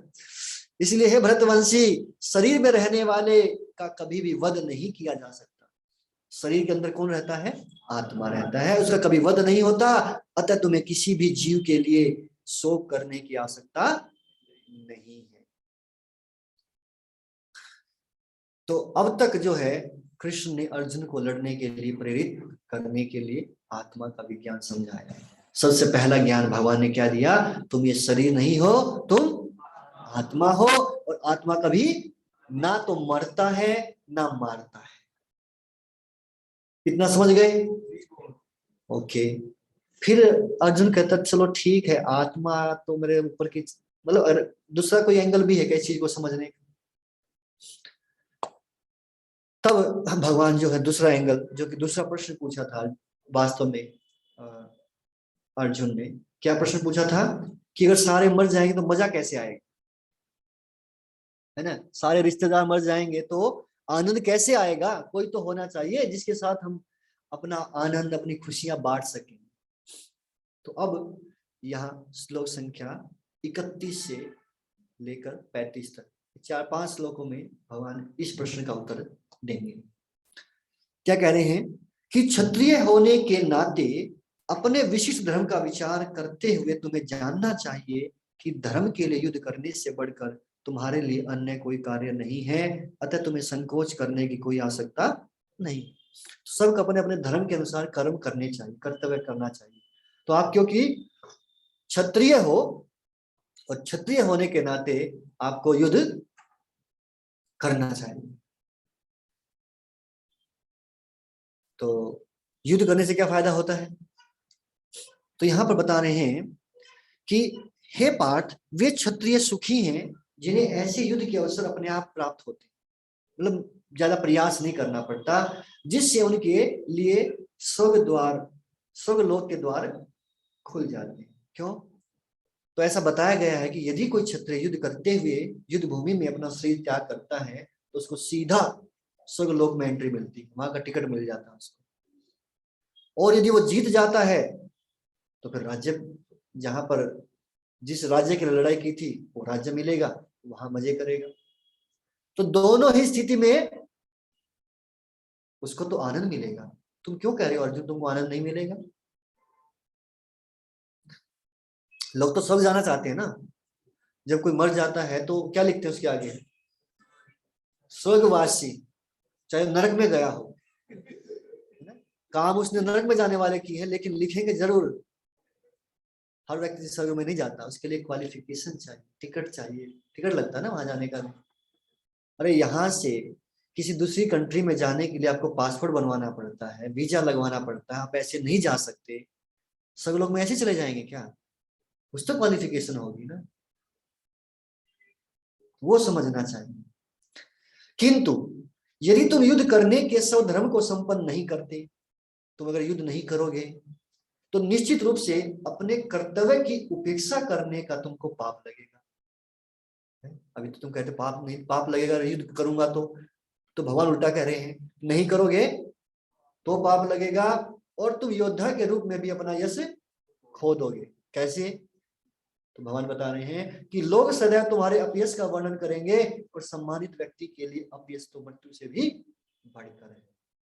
जिन जिन महान योद्धाओं ने तुम्हारे नाम और यश को सम्मान दिया है, वे सोचेंगे कि तुमने डर के मारे भूमि छोड़ दी है, और इस तरह वे तुम्हें तुच्छ माने। तो भगवान कह रहे हैं ये मत सोचना, और तुम यहाँ से चले जाओगे युद्ध छोड़ के, तो वो लोग कहेंगे अरे अर्जुन देखो कितना महान व्यक्ति है, बेचारा अपने परिवार वालों को नहीं मारा उसने, और वो जंगल में चला गया। ऐसा कोई नहीं कहने वाला, सब कहेंगे डरपोक था, डर के भाग गया हमारी सेना को देख करके। और यदि कोई व्यक्ति सम्मानित व्यक्ति होता ना, जिसका समाज में बहुत सम्मान हो, समाज के अंदर उसके अगर अपमान किया जाए तो वो उसकी मृत्यु के समान है। इसीलिए भगवान कह रहे हैं मरने से भी बुरा हाल हो जाएगा तुम्हारा तो, अगर तुम छोड़ के चले गए तो। तुम्हारे शत्रु अनेक प्रकार के कटु शब्दों से तुम्हारा वर्णन करेंगे और तुम्हारी सामर्थ्य का उपहास करेंगे। तुम्हारे लिए इससे दुखदाई और क्या हो सकता है? जब कहेंगे अर्जुन तो कायर है, तुम सहन नहीं कर पाओगे अर्जुन। अरे अर्जुन ने ना एक प्रतिज्ञा की थी, क्या, कि जो कोई ये बोलेगा कि तुम एक गांडीव चलाने के योग्य नहीं, गांडीव को छोड़ दो, तो कह रहे मैं उसको सिर काट दूंगा, मार दूंगा उसको। ये अर्जुन की प्रतिज्ञा थी। तो जब महाभारत का युद्ध चल रहा था तो कर्ण ने जब अटैक किया और अर्जुन जो है लड़ते हुए दूर तक चला गया था, तो युधिष्ठिर सामने आ गए। तो युधिष्ठिर के जब युद्ध कर रहे थे तो युधिष्ठिर घायल हो गए और कर्ण ने मारा नहीं उनको। तो युधिष्ठिर अपने शिविर में गए। जब अर्जुन को पता चला कि युधिष्ठिर घायल हो गए हैं तो तुरंत पूछने के लिए गए, देखने के लिए गए कि क्या हुआ, ठीक ठाक है कि नहीं। तो युधिष्ठिर कहते हैं क्या तुमने कर्ण को मार दिया? नहीं। तो फिर गांडीव किस लिए ले घूम रहा है, छोड़ दे, तेरे बस की बात नहीं है गांडीव चलाना। अर्जुन को गुस्सा आ गया, कैसे बोल दिया मेरे को, तलवार निकाल ली मारने के लिए। भगवान कृष्ण ने रोका, अर्जुन क्या कर रहे हो? कह रहे मैंने प्रतिज्ञा ली थी कि यदि कोई बोलेगा गांडीव को छोड़ दो मैं उसको मार दूंगा। भगवान कहते हैं युधिष्ठिर बहुत सम्मानित व्यक्ति है, इसको गाली दोगे तो मरे हुए के समान, तू गाली दे दो तुम्हारा काम कर। तो गाली दे दिया। अब तलवार उठाई अपनी गर्दन पर रख ली मारने के, अपने आप को मारने के लिए। बोला अब क्या हो गया? बोले मैंने अपने बड़े भाई को गाली दी है, मैं कैसे जिंदा रह सकता हूं। तो भगवान ने कहा कि यदि कोई व्यक्ति अपनी बड़ाई करता है वो भी मरे हुए के समान है। तो बोले अपनी बड़ाई करो, तुम कितने महान हो, खुद अपनी बड़ाई करो। इस प्रकार से भगवान ने अर्जुन को बचाया। तो यहाँ यही चीज बताई जा रही है कि विरोधी लोग जो है ना, दुश्मन, कभी ये नहीं सोचेंगे कि भैया ये तो बेचारा करुणा की वजह से इसके हृदय में कंपैशन था इसलिए छोड़ के चला गया। ऐसा कोई नहीं मानने वाला। सब कहेंगे डरपोक था, वैसे बड़े बड़े डींगे मारता रहता था, अब आ गए ना फुस। बम जो है होते ना, कई बम सुलगते हैं लेकिन फटते नहीं, ये वैसा ही था, भोगते हैं सिर्फ, काटने वाले नहीं है ये। तो अब भगवान ने क्या समझाया, ये था कर्म कांड या सकाम कर्म, कि अगर तुम युद्ध करोगे तो तुम जीत गए तो पृथ्वी मिलेगी, हार गए तो स्वर्ग में जाओगे। ऐसे होता ना, कर्म कांड में क्या होता है, ये करोगे तो तुमको ये मिलेगा, ये करोगे तो वो मिलेगा। अब भगवान दूसरे तरीके से समझा रहे हैं कि निष्काम कर्म योग, अभी था सकाम, कामना, कुछ कामना की वजह से कर्म हुआ, अब है निष्काम कर्म। तो भगवान कहते तुमको पाप करने से डर लगता है, ऐसा ही कहा था ना तुमने। अर्जुन कहता हाँ, तो अब सुनो फिर, तुमको पाप नहीं लगेगा अगर जैसे मैं बता रहा हूं वैसे काम करोगे तो। तो क्या कह रहे हैं भगवान, श्लोक संख्या 38 में, तुम सुख या दुख, हानि या लाभ, विजय या पराजय का विचार किए बिना युद्ध के लिए युद्ध करो, ऐसा करने पर तुम्हें कोई पाप नहीं लगेगा। तो भगवान कह रहे हैं कर्तव्य करने के लिए कर्तव्य करो, ड्यूटी है तुम्हारा युद्ध करना, बस इसलिए करो, और मैं कह रहा हूं इसलिए करो। मतलब इस इच्छा से मत करो कि मेरे को स्वर्ग मिलेगा या मेरे को राज्य मिलेगा, और इस इच्छा से करोगे तो पाप लग सकता है, ठीक है। पर कोई इच्छा है ही नहीं तुम्हारी, निष्काम, कोई फल की इच्छा है ही नहीं, ऐसा करोगे तो कर्म, इसको कहते हैं निष्काम कर्म या कर्म योग, ठीक है। तो फिर तुमको पाप नहीं लगेगा। तो भगवान बता रहे हैं कि यहां मैंने वैश्लेषिक अध्ययन या सांख्य द्वारा इस ज्ञान का वर्णन किया है, अब निष्काम भाव से कर्म करना बता रहा हूं, उसे सुनो। हे पृथा पुत्र, तुम यदि ऐसे ज्ञान से कर्म करोगे तो कर्मों के बंधन से अपने को मुक्त कर सकते हैं। क्योंकि ऐसा है कि जब भी व्यक्ति कोई कर्म करता है, चाहे अच्छा करे या बुरा करे, उसका फल उसको जरूर मिलेगा। अच्छा करेगा तो अच्छा फल मिलेगा, बुरा करेगा तो बुरा फल मिलेगा। तो भगवान कह रहे हैं ऐसे कर्म करो कि ना तो तुमको अच्छा फल मिले ना बुरा फल मिले। जब फल मिलेगा ही नहीं तो फल भोगने के लिए फिर आपको आना नहीं पड़ेगा, और आप कहाँ चले जाओगे, भगवान के धाम में चले जाओगे। तो वो कैसे करना है, तो यहाँ जिस कर्म करने की बता रहे हैं उसको कहते हैं भक्ति में कर्म करना, या भक्ति योग, या बुद्धि योग। यहाँ बुद्धि योग को ही भक्ति योग बताया गया है कि यदि कोई व्यक्ति भक्ति करता है या भगवान की प्रसन्नता के लिए कोई कार्य करता है और वो सही से नहीं भी कर पाता है, ठीक है, तो क्या होगा? तो यह बताने कि इस प्रयास में ना तो हानि होती है और ना ही हास, अभी तो इस पथ पर की गई अल्प प्रगति भी महान भय से रक्षा कर सकती है। यदि किसी ने थोड़ी सी भक्ति कर ली ना अपने जीवन में, तो महान भय से रक्षा होगी। और महान भय क्या है यहाँ पे? कि मनुष्य के जीवन से पशु के जीवन में जाना, तो इतना गारंटी रहेगा कि उसको मनुष्य का जीवन मिलेगा, फिर से मनुष्य शरीर प्राप्त हो जाएगा। नहीं तो 84 लाख योनियां हैं, उसमें घूमते रहो, कभी पशु, कभी पक्षी, कभी कीड़े मकोड़े, घूमते रहेंगे, लास्ट में जाके मनुष्य की मिलती है इतना घूम फिर करके। तो फिर कह रहे हैं कि आपकी उस भय से रक्षा हो जाएगी। और भक्ति ऐसी है कि जो कभी नष्ट नहीं होती। यदि आपने 2% भक्ति की है ना, तो अगले जीवन में आप जब भक्ति करना शुरू करोगे तो 2% से स्टार्ट होगी, ऑलरेडी आपका भरा हुआ है। अब इस संसार में क्या है, मान लो आपने पढ़ाई किया, PhD कर लिया, व्यक्ति मर गया, फिर जन्म होगा, फिर दोबारा उसको पहली क्लास पास करनी पड़ती है। पर भक्ति में ऐसा नहीं, ये भौतिक विद्या शुरुआत से करनी पड़ती है, पर भक्ति जहां से खत्म की है वहीं से उसकी शुरुआत होती है। कौन व्यक्ति भक्ति कर सकता है? कौन कर सकता है? जिसकी बुद्धि फोकस्ड है। जैसे हम घोड़े को देखते हैं, घोड़े के ना आंख के दोनों आंखों को ऐसे कवर कर दिया जाता है, जानते हैं क्यों? इधर उधर ना भटके, लक्ष्य के ऊपर फोकस, बहुत तेजी से भागता फिर वो। तो कह रहे हैं कि इस मार्ग पर जो चलते हैं वे प्रयोजन में दृढ़ रहते हैं, उनका लक्ष्य भी एक होता है। हे गुरुनंदन, जो दृढ़ प्रतिज्ञ नहीं है उनकी बुद्धि अनेक शाखाओं में विभक्त रहती है। तो जिसकी जो अपनी प्रतिज्ञा तोड़ देते हैं, मतलब पक्के नहीं होते अपने वचन के, वो लोग भक्ति नहीं कर सकते। क्यों? उनका दिमाग 10 जगह चलता है, ये भी करना है, वो भी करना है, ये भी कर सकते हैं, वो भी कर सकते हैं।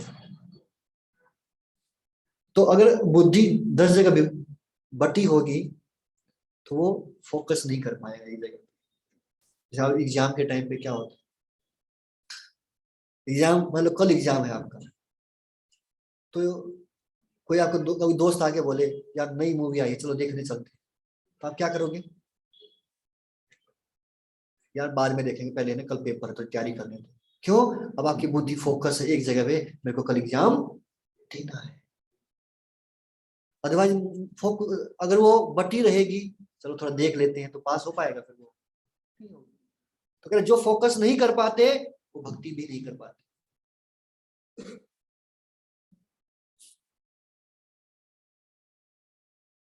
तो ये व्यवसायत्मिका बुद्धि। अल्प ज्ञानी मनुष्य वेदों के उन अलंकारिक शब्दों के प्रति अत्यधिक आसक्त रहते हैं जो स्वर्ग की प्राप्ति, अच्छे जन्म, शक्ति इत्यादि के लिए विविध सकाम कर्म करने की संस्तुति करते हैं। इंद्र तृप्ति तथा ऐश्वर्यमय जीवन की अभिलाषा के कारण वे कहते हैं कि इससे बढ़कर और कुछ नहीं। तो सामान्य रूप से कहते हैं कि लोग ज्यादा बुद्धिमान नहीं होते। क्यों बुद्धिमान नहीं होते? क्योंकि वो वेदों की उस भाषा के प्रति अट्रैक्ट हो जाते हैं। वेदों में बताया गया है ना, कि आप इनकी पूजा करोगे तो आपको ऐश्वर्य मिलेगा, इसकी पूजा करोगे तो अच्छी पत्नी मिल जाएगी या अच्छे पति मिल जाएगा, है ना, इसकी पूजा करोगे तो संतान मिलेगी, इसकी पूजा करोगे तो ये मिलेगा। तो व्यक्ति सोचता हाँ यार मेरे को ये चाहिए, ये चाहिए। एक छोटी सी चीज के पीछे भाग लेते हैं, पर वो चीज जो मिल रही है वो कौन सा परमानेंट तो है नहीं, वो भी तो टेम्परेरी है। अब टेम्परेरी चीज के लिए इतनी मेहनत क्यों करनी है? इसलिए कह रहे हैं कि वो ज्यादा बुद्धिमान नहीं है। और बोला भी ऐसा जाता है, फ्लावरी लैंग्वेज बोला इसको, फ्लावरी अट्रैक्ट करती है, क्योंकि हमको वो चाहिए होता है, और वही चीज सामने वाला बोल दे तो हम अट्रैक्ट हो जाते।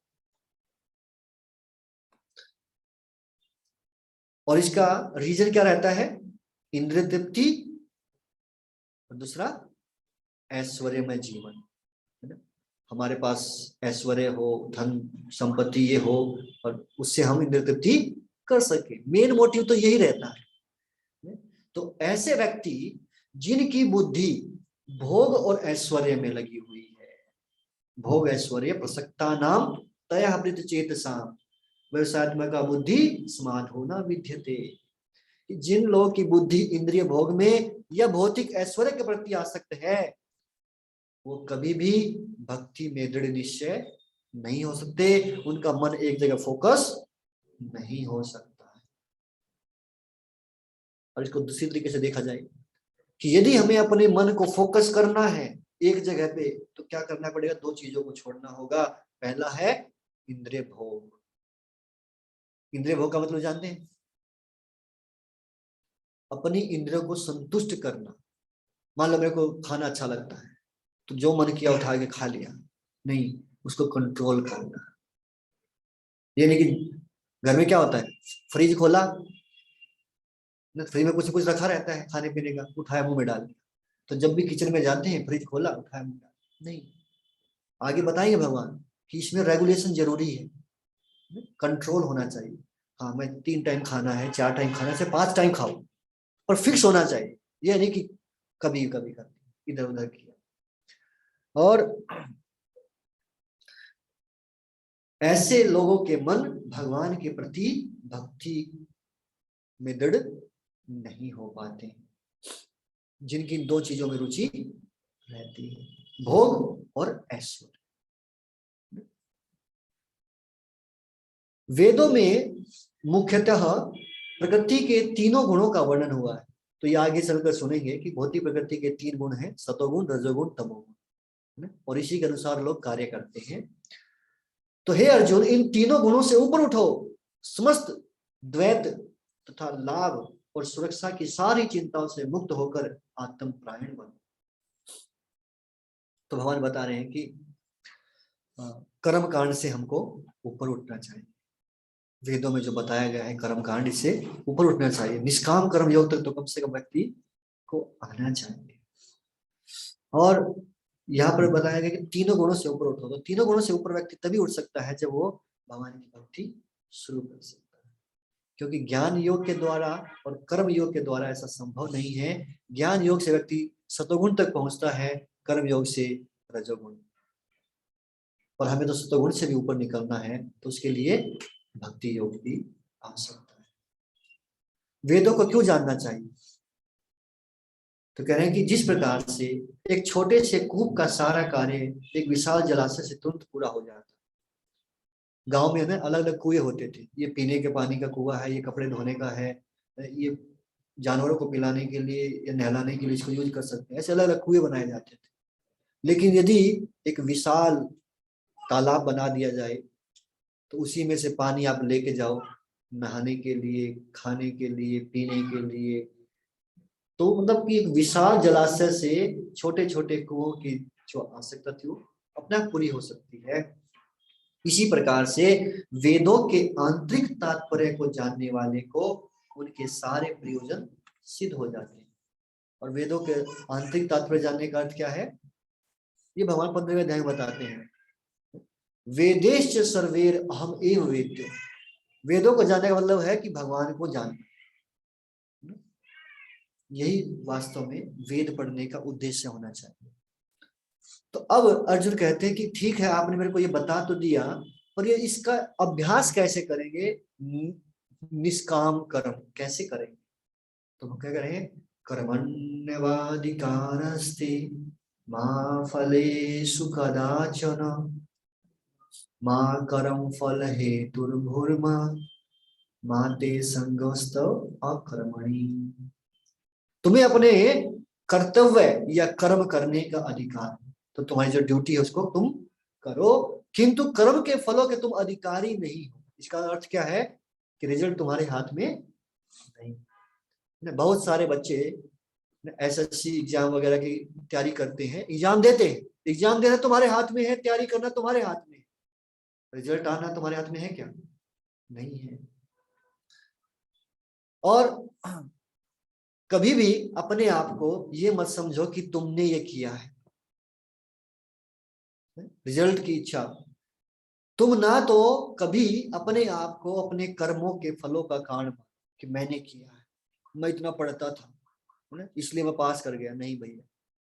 वो तुम पास किए हो तुम्हारी पढ़ाई की वजह से नहीं है। अगर भगवान चाहते तो भुला सकते थे ना, तो भगवान ने तुमको बुद्धि दिया, याद रखवाया, उनको देना चाहिए।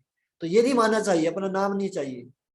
तो व्यक्ति सोचे अगर नाम भी ना हो और फल भी ना मिले तो मैं काम ही ना करूं। तो लास्ट में क्या कहते हैं कि ना ही कर्म ना करने में आसक्त होना चाहिए, कि कर्म ना करने में भी आसक्त नहीं होना चाहिए कि कर्म ही नहीं करूंगा मैं क्योंकि मेरे को कुछ मिल ही नहीं रहा उसमें। तो इस प्रकार से अगर व्यक्ति कर्म करता है तो क्या है, वो निष्काम कर्म योग का अभ्यास कर रहा है। तो तीन प्रकार के कर्म है, एक होता है कर्म, एक होता है विकर्म और तीसरा होता है अकर्म। कर्म है शास्त्रों के अनुसार कर्म करना, कार्य करना, उसको कर्म कहते हैं। विकर्म शास्त्रों के विरुद्ध कार्य करना, जिससे कहते हैं कि पाप के कार्य है ये। और तीसरा है अकर्म, भगवान की खुशी के लिए कार्य करना। काम सेम ही है पर पीछे में सोच का डिफरेंस है, केवल क्या सोच करके हम कार्य करें। मान लो कोई पढ़ाई कर रहा है ना, कोई कह सकता है कि हम हमेशा कैसे इस चीज को रख सकते हैं, भगवान को सेंटर में कैसे रख सकते हैं। मान लो कोई पढ़ाई कर रहा है तो क्या सोच के पढ़ाई करना चाहिए कि मैं बड़ा होऊंगा, मतलब पढ़ाई करूंगा और फिर मैं नौकरी लगूंगा और फिर पैसे कमाऊंगा और फिर मजे करूंगा। एक तो व्यक्ति ये सोच सकता है। दूसरा, पैसे कमा करके गलत काम करने की भी सोच सकता है। तीसरा, कि मैं पढ़ाई कर रहा हूं ताकि पढ़ करके कुछ धन कमा सकूं और भगवान की सेवा में लगा सकूं। चीज वही है, पैसे कमाने के लिए तो वही काम कर रहा है ना, पर केवल डिफरेंस किस चीज का है, विचारों, सोच का, कॉन्शियसनेस का। श्लोक संख्या 48। हे अर्जुन, जय अथवा पराजय की समस्त आसक्ति त्याग कर समभाव से अपना कर्म करो, ऐसी समता योग कहलाती। योग का अर्थ क्या होता है वास्तव में, जुड़ना। हमने सुना बचपन में पढ़ाते थे योग फल क्या है, योग फल मतलब दो संख्याओं को जोड़ना। तो यहाँ योग का अर्थ क्या है, आत्मा परमात्मा को मिलाना। जब आत्मा परमात्मा से मिल जाती है उसको कहते हैं योग। तो भगवान अर्जुन को बता रहे हैं कि योग क्या है, जब व्यक्ति आसक्ति को त्याग देता है, जय पराजय को समभाव से देखता है और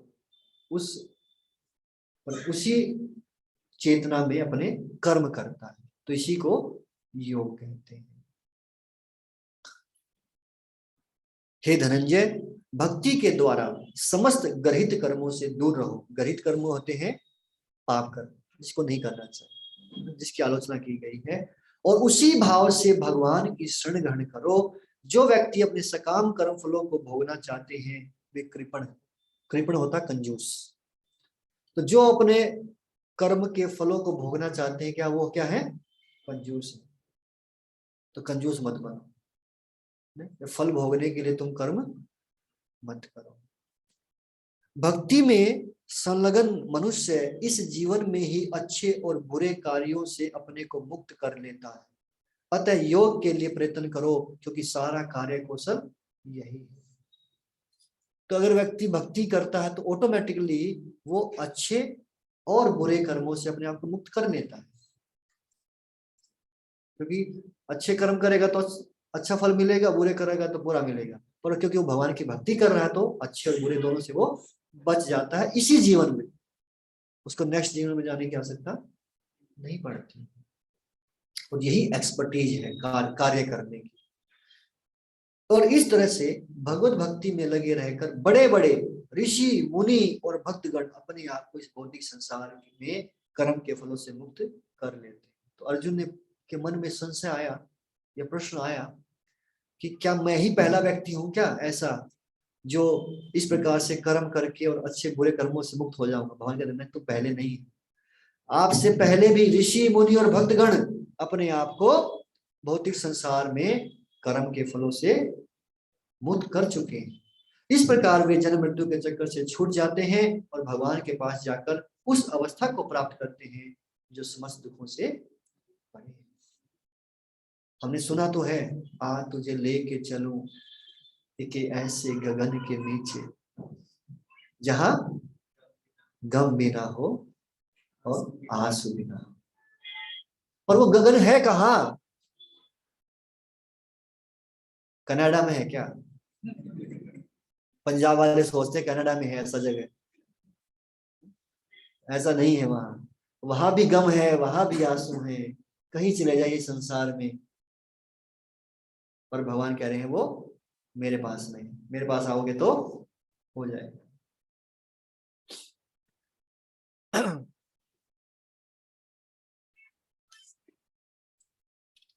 इस प्रकार जब तुम्हारी बुद्धि मोह रूपी सघन वन को पार कर जाएगी तो तुम सुने हुए और सुनने योग्य सबके प्रति अन्य मनस्क हो जाओगे।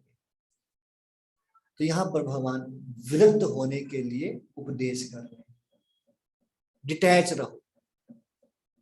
ये नहीं बोल रहे कर्म मत करो, बोले कर्म करो पर डिटैच रह करके। ये बड़ा मुश्किल काम है एक्चुअली। मतलब हम काम भी करें और कोई उससे एक्सपेक्टेशन भी ना हो, थोड़ा डिफिकल्ट टास्क है, बट करना तो पड़ेगा। अगर जैसे होता ना, नारियल को देखा है, नारियल ऊपर में लगता है, बाहर से बहुत हार्ड होता है, अंदर में वो सॉफ्ट हिस्सा होता है। अब वो बाहर का जो उसका होता है उससे वो धीरे धीरे डिटैच हो जाता है। जो सूखा नारियल आप देखते हैं, सूखा नारियल जो मिलता है मार्केट, तो क्या है, उसकी बाहर की खोल से डिटैच हो जाता है और वो स्वतंत्र हो जाता है। तो हम जब इस संसार से डिटैच होंगे तो हम भी फ्री हो जाएंगे। तो यहाँ पर सबसे अटैचमेंट किससे होती है? यहाँ पे क्या है? मोह, आसक्ति। हम किसी न किसी के प्रति आसक्त हो जाते हैं संसार में, और तब हम ये नहीं समझ पाते क्या सही है और क्या गलत है। इसलिए जब तुम्हारा मन वेदों की इस अलंकारमयी भाषा से विचलित ना हो और आत्म साक्षात्कार की समाधि में स्थिर हो जाए, तब तुम्हें दिव्य चेतना प्राप्त हो जाएगी। तो दिव्य चेतना प्राप्त कब होगी? जब मन उससे प्रभावित नहीं होगा। तुम्हारे सामने लड्डू ला के रख दिया जाए और फिर जीभ तुम्हारी ललचाए नहीं, तब।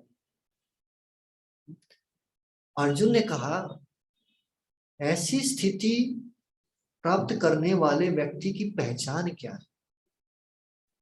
हम कैसे पहचानेंगे उसको कि जो कि दिव्य चेतना को प्राप्त कर चुका है, जिसको यहां पर कहा गया है स्थित प्रज्ञ। प्रज्ञा मतलब बुद्धि। तो जिसकी बुद्धि फिक्स्ड है एक जगह पे, विचित्र नहीं हो रही है, ऐसे व्यक्ति की पहचान क्या है? तो ये इंपॉर्टेंट प्रश्न पूछ रहे हैं अर्जुन यहाँ पर। ध्यान से 4 प्रश्न पूछे हैं। पहला, स्थित प्रज्ञ का भाषा। जो स्थित प्रज्ञ है या जो कि अध्यात्म में जिसके जो लीन है, जिसका मन उसमें लगा हुआ है, भक्ति में लगा हुआ है, पहला कि उसके लक्षण क्या है, जनरल सिम्टम्स क्या है। दूसरा, किम प्रभासेत, वो बोलता कैसे है? बोलता कैसे मतलब मुंह से बोलता है कि कान से बोलता है? ऐसा पूछ रहे हैं क्या? नहीं, या बोलता कैसे का मतलब है कि जब लोग उसकी प्रशंसा करते हैं या उसको गाली देते हैं तो वो कैसे रिएक्ट करता है। ठीक है। तीसरा प्रश्न है, किम आसीत, कैसे बैठता है? अलथी पलथी मार के चेयर पे बैठता है या सिर नीचे पैर ऊपर करके बैठता है? कैसे बैठता है? नहीं, या सिर्फ बैठने का मतलब है कि वो अपनी इंद्रियों को इंद्रिय विषयों से कैसे रोकता है। और चौथा है, किम ब्रजेत, कैसे चलता है? कैसे चलता है का मतलब कि इंद्रिय विषयों का जवाब कैसे देता है। जब इंद्रिय विषय उसके सामने आते हैं तो रोक तो दिया पर कुछ ना कुछ तो करेगा ना, तो कैसे करता है। तो ये प्रश्न पूछते हैं अर्जुन और भगवान इन प्रश्नों के उत्तर देते हैं। तो सबसे पहले स्थित प्रज्ञा के लक्षण भगवान बता रहे हैं। प्रजहाति यदा कामान सर्वान पार्थ मनोगता। हे पार्थ, जब मनुष्य मनोधर्म से उत्पन्न होने वाली इंद्र तृप्ति की समस्त कामनाओं का परित्याग कर देता है। सबसे पहला क्या करता है, उसके सिम्टम क्या है, इंद्र तृप्ति की इच्छा जो है उसका परित्याग कर देना। और जब इस तरह से विशुद्ध हुआ उसका मन आत्मा में संतोष प्राप्त करता है तो वो विशुद्ध दिव्य चेतना को प्राप्त कहा जाता है। तो ये उसका सिम्टम बताया। फिर जो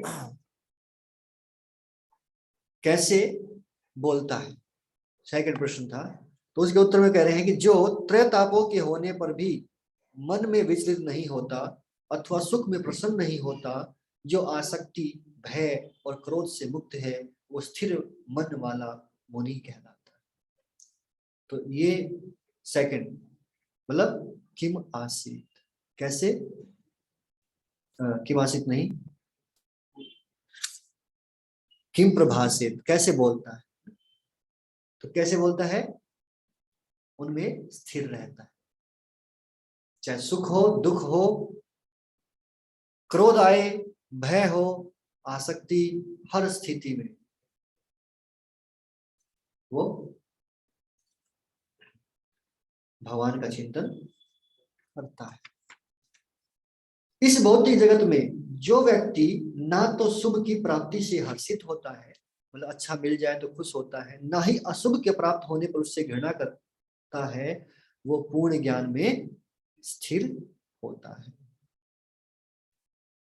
और फिर तीसरा प्रश्न का उत्तर दे रहे हैं कि वो कैसे बैठता है। तो कैसे बैठता मतलब कि जिस प्रकार कछुआ अपने अंगों को संकुचित करके खोल के भीतर कर लेता है, उसी तरह जो मनुष्य अपनी इंद्रियों को इंद्रिय विषयों से खींच लेता है वो पूर्ण चेतना में दृढ़तापूर्वक स्थिर होता है। यानी कि जिस प्रकार से जो कछुआ है, जब उसको लगता है कि कुछ संकट आ गया है तो वो अपने पैरों को और सिर को उस खोल के अंदर कर लेता है और वो खोल बहुत मजबूत होती है ना। उसी प्रकार से जब ऐसा स्थित प्रज्ञ या जो व्यक्ति भक्ति में लगा हुआ है उसके सामने इंद्रिय तृप्ति के विषय आते हैं तो वो अपनी इंद्रियों को वहां से खींच लेता है, दूर चला जाता है, कछुए की तरह सिकोड़ लेना। तो इस प्रकार से वो बैठता है। कब ऐसा कर पाएगा, ऐसा कब करेगा, कोई व्यक्ति अपनी इंद्रियों को कंट्रोल क्यों करेगा, कुछ तो उसको मिलता होगा ना। हम सुनते हैं कि योगी या तपस्वी बहुत तपस्या करते हैं वो लोग, वो इतने दिन तक उसने खाया पिया नहीं, ये नहीं किया, मतलब इतना कष्ट व्यक्ति झेलता है तो कुछ तो सुख मिलता ही होगा ना। बिना सुख के व्यक्ति कष्ट क्यों झेलेगा। तो यहाँ उसी चीज को बता रहे हैं, विषया विनिवर्तन्ते निराहारस्य देहिना रसवर्ज्यम रसोप्यस्य परम दृष्ट्वा निवर्तते। जब तक जीव को हायर टेस्ट नहीं मिल जाता तब तक वो लोअर टेस्ट को नहीं छोड़ता। इंद्र तृप्ति को कब छोड़ेगा, जब उसको भगवान की भक्ति में रस आएगा तभी तो छोड़ेगा ना। एक बच्चे को आप टॉफी दिखा दो और एक गुलाब जामुन, है ना, अब वो टॉफी को कब छोड़ेगा, जब उसको गुलाब जामुन में टेस्ट आएगा, नहीं तो टॉफी छोड़ेगा नहीं। हायर टेस्ट आएगा तो लोअर टेस्ट अपने आप छूट जाएगा। और जब छोटे बच्चे होते हैं ना, खेल खिलौने में बड़ा आसक्ति होती है, और जैसे जैसे थोड़े बड़े होते हैं तो खिलौने से खेलते हैं क्या, अब आप लोग बड़े हो गए हैं खिलौने से खेलते हैं, क्यों, पहले तो खेलते थे ना, क्यों भैया अब क्यों नहीं खेलते, क्योंकि खिलौनों से जो उसको रस मिल रहा था, जो आनंद मिल रहा था, अब उससे ज्यादा मिल रहा है।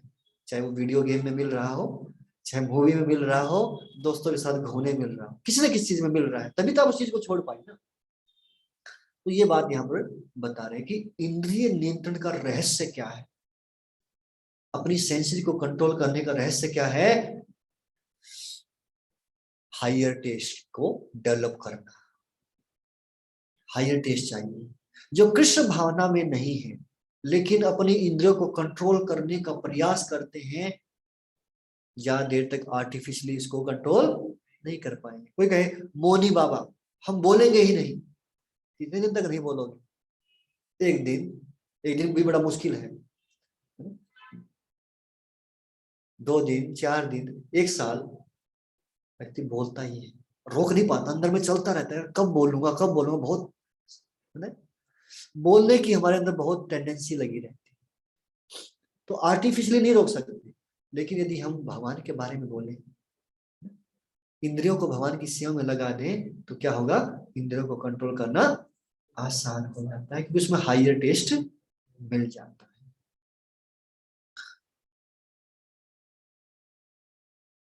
और यदि व्यक्ति हायर टेस्ट डेवलप नहीं कर पाया तो क्या होगा, तो आगे बता रहे हैं, क्या बता रहे हैं।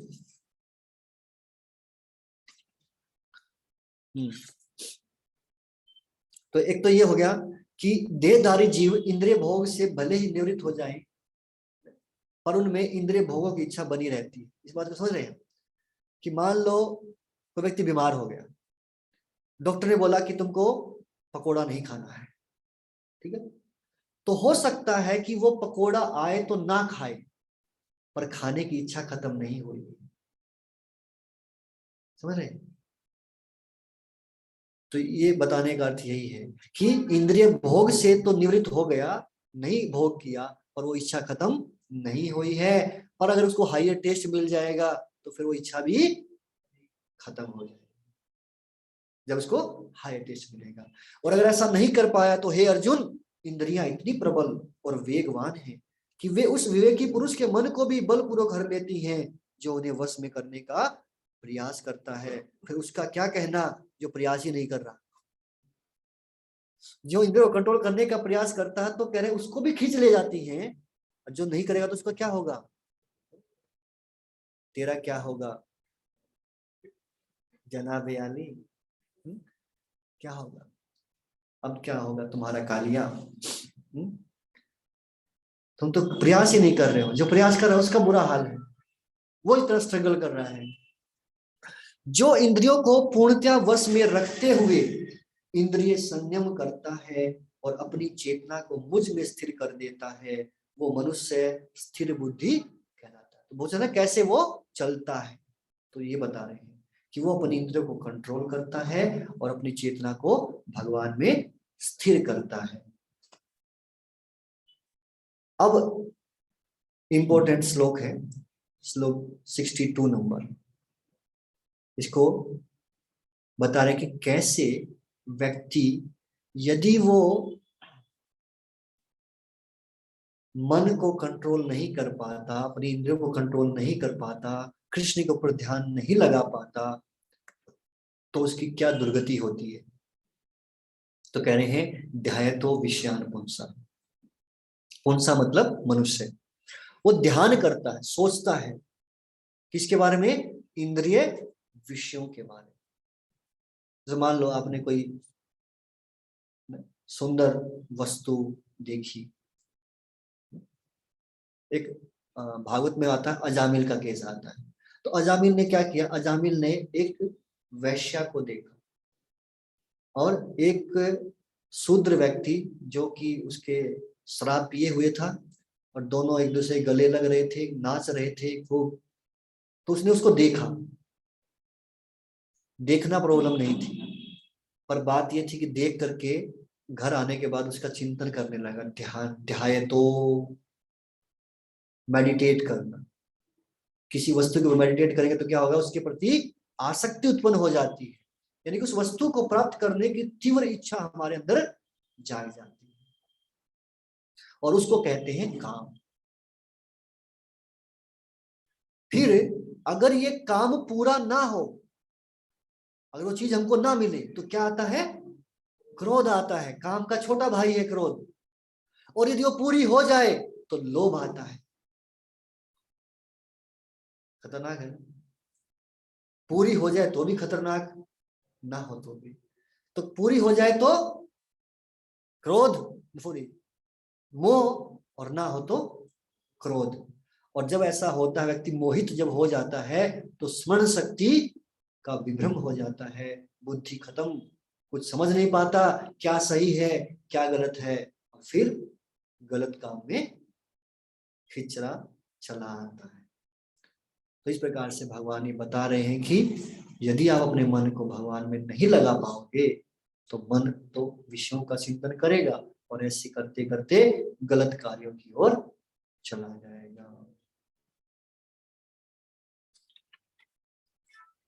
किंतु समस्त राग तथा द्वेष से मुक्त एवं अपनी इंद्रियों को संयम द्वारा वश में करने में समर्थ व्यक्ति भगवान की पूर्ण कृपा प्राप्त कर सकता है।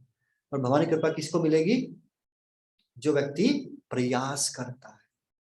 राग और द्वेष, राग मतलब अटैचमेंट, द्वेष मतलब ईर्ष्या।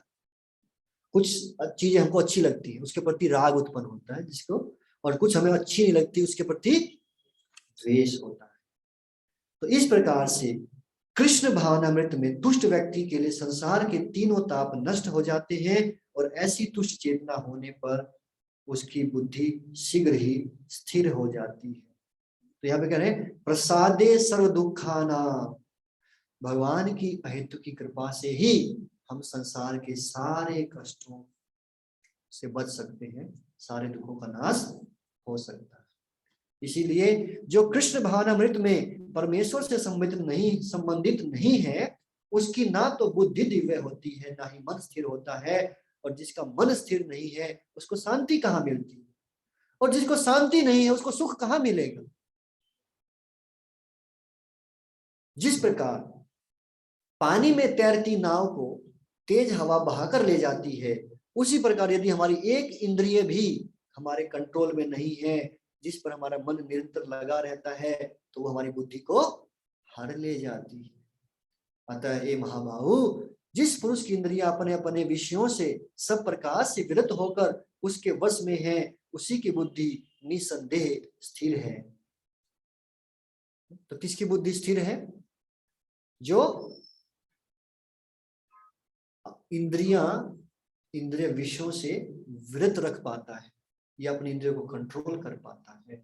ऐसे व्यक्ति के लिए जो दिन है तो दूसरे लोग के लिए वो रात है, और उसके लिए जो रात है, कुछ लोग सुबह 4 बजे उठ सोते हैं, है ना, सोते हैं कुछ लोग सुबह 4 बजे, और हम सुबह 4 बजे उठते हैं, तो उनके लिए वो रात है, हमारे लिए दिन है। जो पुरुष समुद्र में निरंतर प्रवेश करती रहने वाली नदियों के समान इच्छाओं के निरंतर प्रवाह से विचलित नहीं होता और जो सदैव स्थिर रहता है वही शांति प्राप्त कर सकता है, वह नहीं जो ऐसी इच्छाओं को तुष्ट करने की चेष्टा करता है। तो क्या बता रहे हैं, जैसे समुद्र के अंदर नदियां मिलती हैं, समुद्र शांत रहता है कि नहीं? चाहे कितनी नदी आ जाए वो शांत बना रहता है। उसी प्रकार से यदि व्यक्ति के अंदर इच्छाएं तो बहुत सारी उठती हैं, और उन इच्छाओं को पूरा करने का अगर प्रयास नहीं करेगा तो वो शांत रहेगा, और लेकिन अगर एक प्रयास करना शुरू कर दिया तो वो अशांत हो जाएगा। जिस व्यक्ति ने इंद्र तृप्ति की समस्त इच्छाओं का परित्याग कर दिया है, जो इच्छाओं से रहित रहता है, जिसने सारी ममता त्याग दी है, अहंकार से रहित है, वही वास्तविक शांति को प्राप्त कर सकता है। तो वास्तविक शांति कैसे मिलेगी ये बता रहे हैं कि जब इंद्र तृप्ति की इच्छा को छोड़ देंगे और अहंकार से मुक्त हो जाएंगे। और लास्ट श्लोक, ये आध्यात्मिक तथा ईश्वरीय जीवन का पथ है जिसे प्राप्त करके मनुष्य मोहित नहीं होता। यदि कोई जीवन के अंतिम समय में भी इस तरह स्थिर हो तो वह भगवत धाम में प्रवेश कर सकता है। तो यदि भगवान के धाम जाना है तो क्या करना पड़ेगा? हमें ऐसा जीवन जीना पड़ेगा। 10 मिनट एक्स्ट्रा हुए हैं, एक प्रयास के 2 चैप्टर बड़े चैप्टर थे, कंप्लीट हो गए हैं। वैसे तो 3 चैप्टर होने चाहिए अगर हमारा 6 सेशन में कंप्लीट करना है, लेकिन हम एक सेशन में 4 कंप्लीट भी करेंगे तो इसको हम कवर कर लेंगे यदि आप लोग इसी प्रकार से उत्साह बनाए रखेंगे तो। हरे कृष्ण। ग्रंथराज श्रीमद् भगवद गीता की जय। गुरु श्रील प्रभुपाद की। किसी का